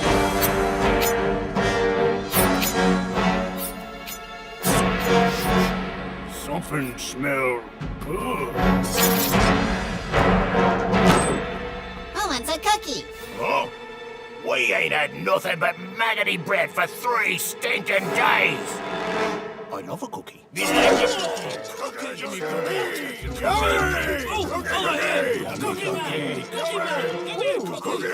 Nothing tastes better than a cookie baked in a tree. Help us. Can you help us? Please, my daughter is hungry. I don't think these people are evil. I think they're thirsty and hungry. Okay, maybe. Let's talk some more when we're out of here. No, that's why they sent me. They wanted me to help. I can help them. What? Not with the bean you can't. It's my life of ease. It's not for them. It's my gift, and the elders want me to use it to help. They've got their own gifts. Let them help themselves. Toto! Randolph! Spork, look out! Don't worry about them. Turns out they love cookies. Randolph, I know why the elders sent me here. They want me to help. Good thought, but wrong. Scary man! The elders sent you here because I told them to. What? What? Everyone has something they're sure they can't live without. For some, it's fame or fortune. For others, a life of ease. For a certain ancient tree, it happens to be jewels, something of which I have in abundance. You bribed them? Yes, they got what they want, and I get what I want. Ha! Use your gift to help people. How quaint! I hope you've learned your lesson, boy. Life is short. If you have a gift, use it for yourself before you've lost it and it's too late. Too late! You're wrong, scary man. What? Who said that? You're wrong, scary man. Show yourself. Where are you?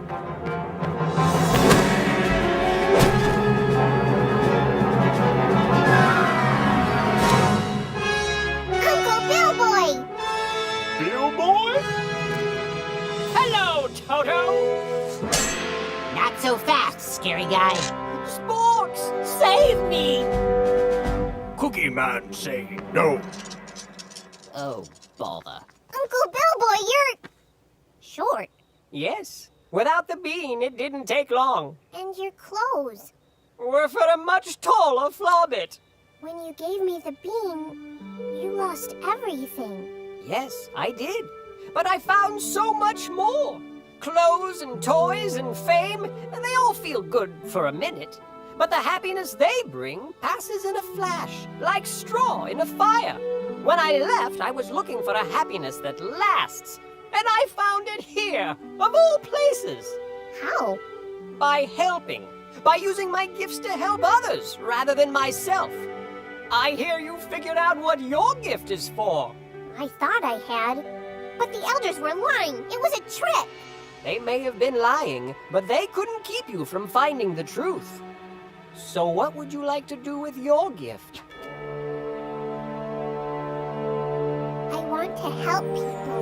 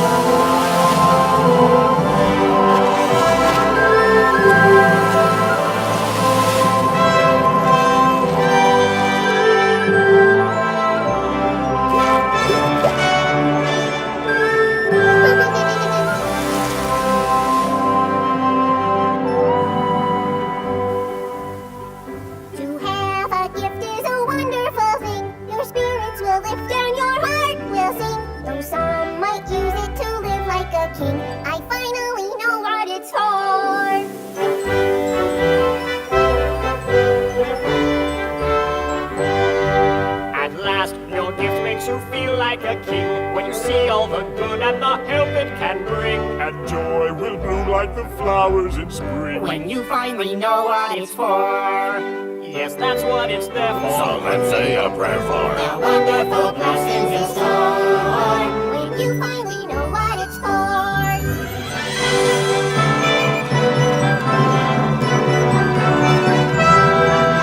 When you finally know what it's for.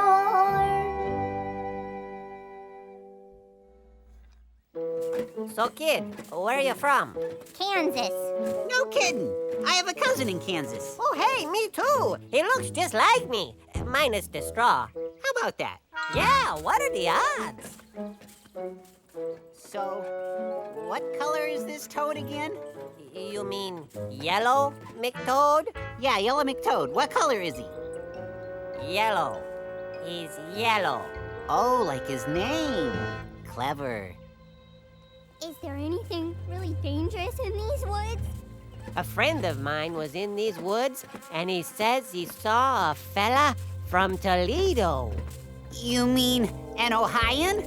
Yep. Well, my uncle says he saw one of those guys who play that little flute in the army. A fifer? Uh-huh. Oh, boy. Not to make matters worse, but I met a fella who knew a guy who says he saw a mommy horse.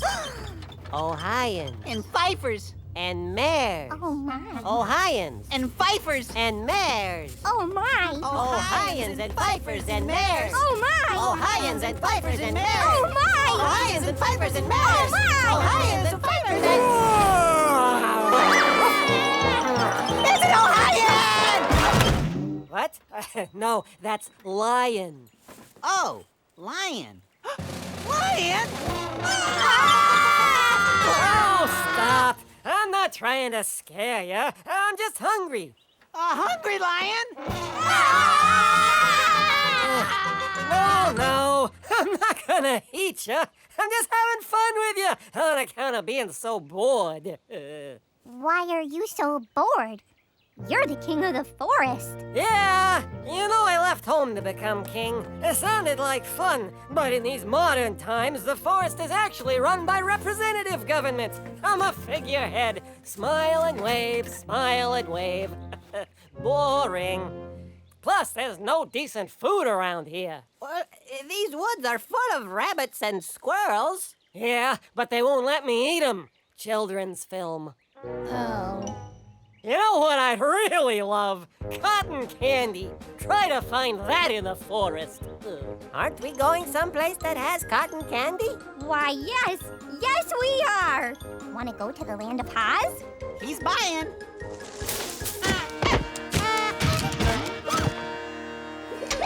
Hey, it's the toad. What are we waiting for?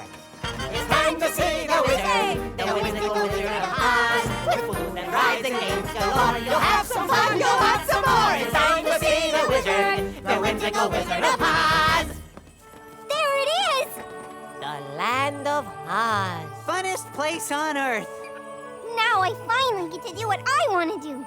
Come on, I'll race you across this field of flowers. Now we see the city and it's looking very pretty, and we're happy and we're hopping and the fun is never stopping. Hey, I don't think these are flowers. I think you're right. These aren't flowers at all. They're What? puppies. Puppies? A whole field of puppies. Puppies. I love puppies. They're so cute. We can't stop now. The cotton candy, the rides. Oh, puppies. Just a few minutes. No time for puppies. We're so close. Stay on target. Stay on target. Now we see the city and it's looking very pretty, and we're happy and we're hopping for the puppies, we're not stopping. Excellent. Looks like we need to take a little trip to the land of Oz. Oh, can we ride the roller coaster? No, we're not gonna ride the roller. What about that spinny ride where you stick to the wall? I said no. No rides.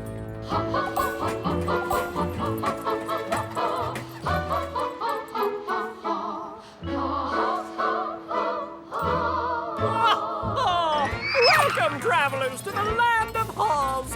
funnest place on earth! Tell me, what do you want to do?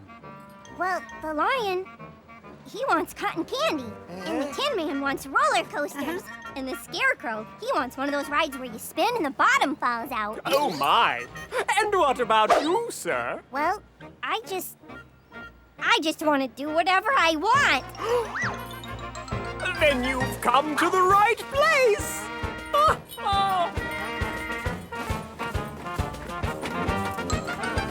But first, that is the topic of financial remuneration. Remunahuni? What? Money. Getting what you want has a price, you know. Oh, right.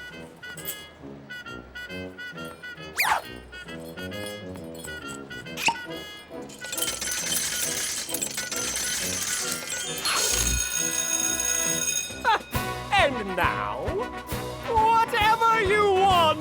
Oh, yeah! Oh, wow! Let me hit it. With the ha and a ho. You'll have fun as you go.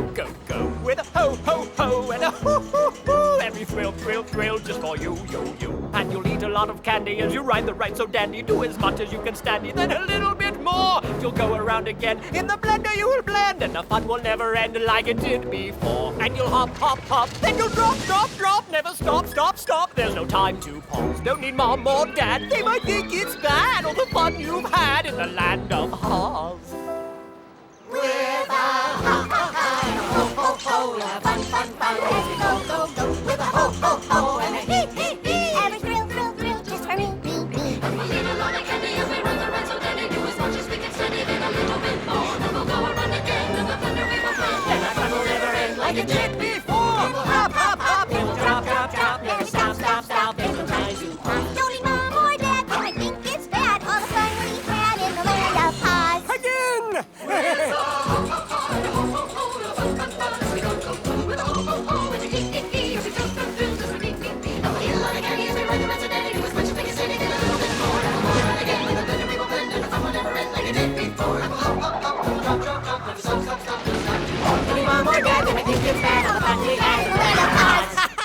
That was great!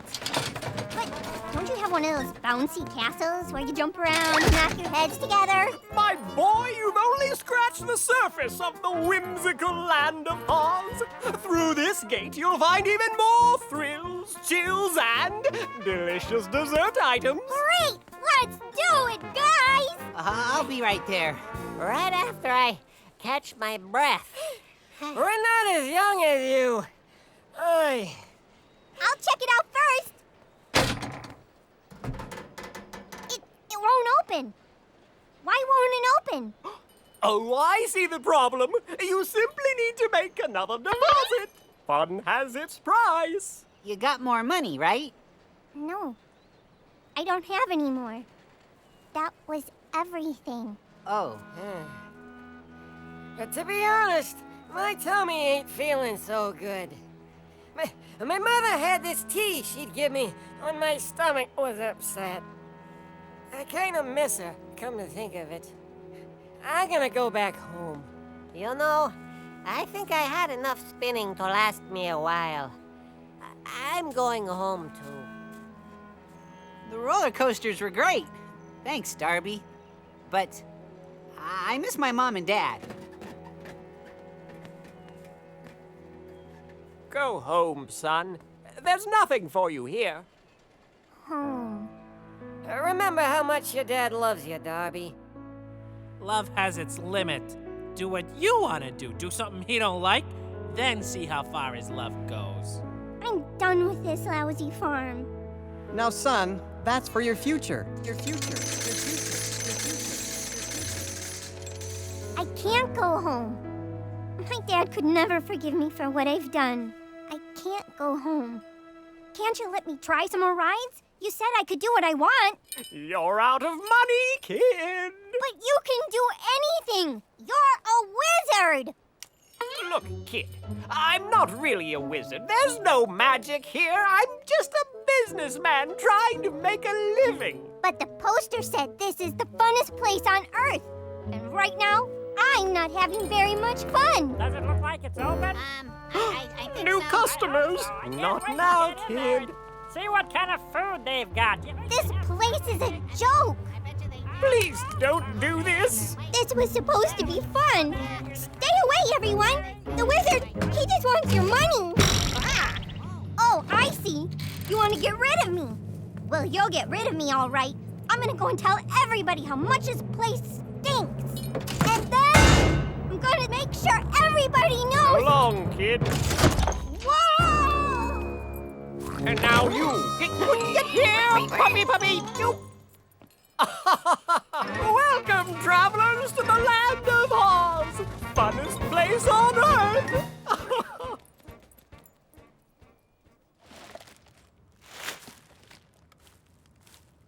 Tutu? Tutu! Oh, Dad, I'm so sorry. Boo-hoo! I miss my daddy. What do you want? I want you to know what it feels like to be alone.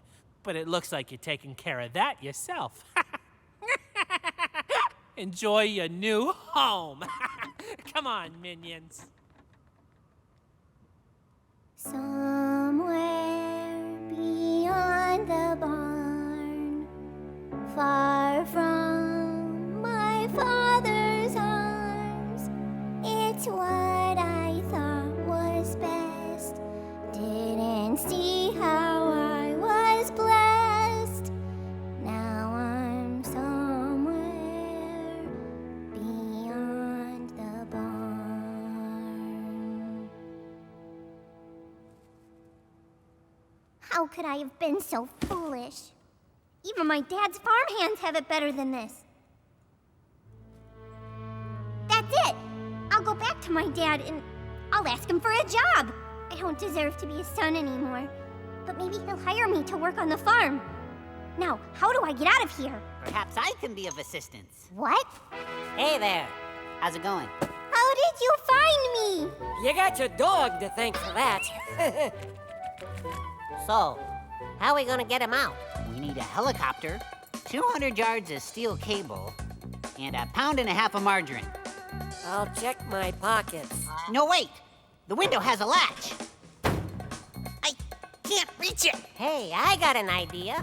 Unstuff me. Huh? Unstuff me. I'm full of straw. Take half the straw out and you can squeeze me through the bars. No, really. It'll work.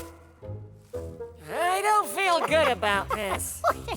It kind of tickles. Okay, I think that'll do it. Now push me through.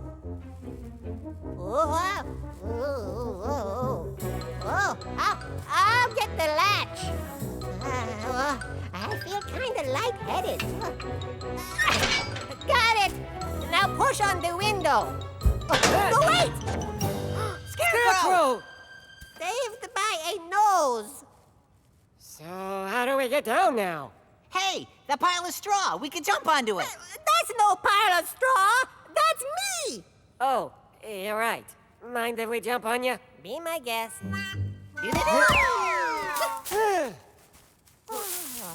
I'm an angel. You're saved, Dobby! Great!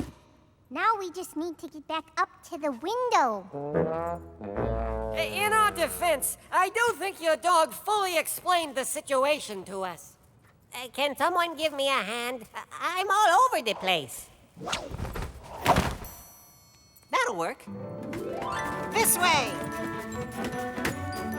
Minions! This way! Yeah, come on, boys, get the kid. I thought I got rid of you. Next idea? Try the front door? Okay. I'm out of here. Back up, back up, back up.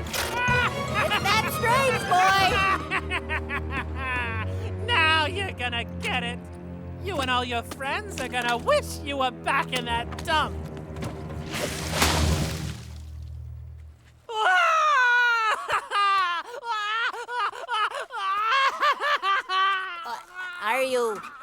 Are you melting? No, but I'm all wet. What'd you go and do that for? I wasn't gonna hurt you. Chester! Chester, where have you been? We've been looking all over for you. Mom? Why are your friends dressed up like evil minions? Why was your closet full of these munchies? You'd better have a good explanation for this, young man. Which Boys, put down those mops. You can put an eye out. Well, we'll talk about this later. Come on home, Chester. And don't forget, you need to finish packing. We're going to your cousin Bobby's in Kansas. Oh, you can go. Sorry. We can go. We can go! Did you hear that? We can all go home. Don't you want to go home, Darby? I don't even know how. Oh, look, it's Splenda. Perhaps she can help. All right. Splenda? What on earth? You want to go home, don't you? More than anything. Can you take me there? No. But I have something that can help you, Darby. Toot, toot, toot. Toot, toot, toot. They wouldn't be shiny red slippers, would they? No, silly. I brought your starship back to you. Oh, terrific. Now come along, get inside. Don't dilly-dally. Don't have with you. Shiny hat. Okay. Now what? It's your starship. You should know. I have it. Just say, I want to go home. Click, click, click. Ma'am, trust me. I want to go home. Click, click, click. Wow! Thank you for your help. I'll miss you all very much. Come back anytime.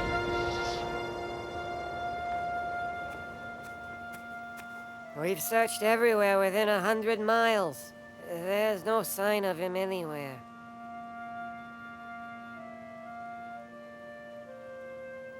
Darby? I'll just say, Dad. Oh, Mr. O'Gill? Farmer O'Gill, sir? Darby! I was wondering if I could have a job. If I could work for you? Darby! Farmer O'Gill, sir? I was wondering if you needed any... Darby! My son! I could work. My son.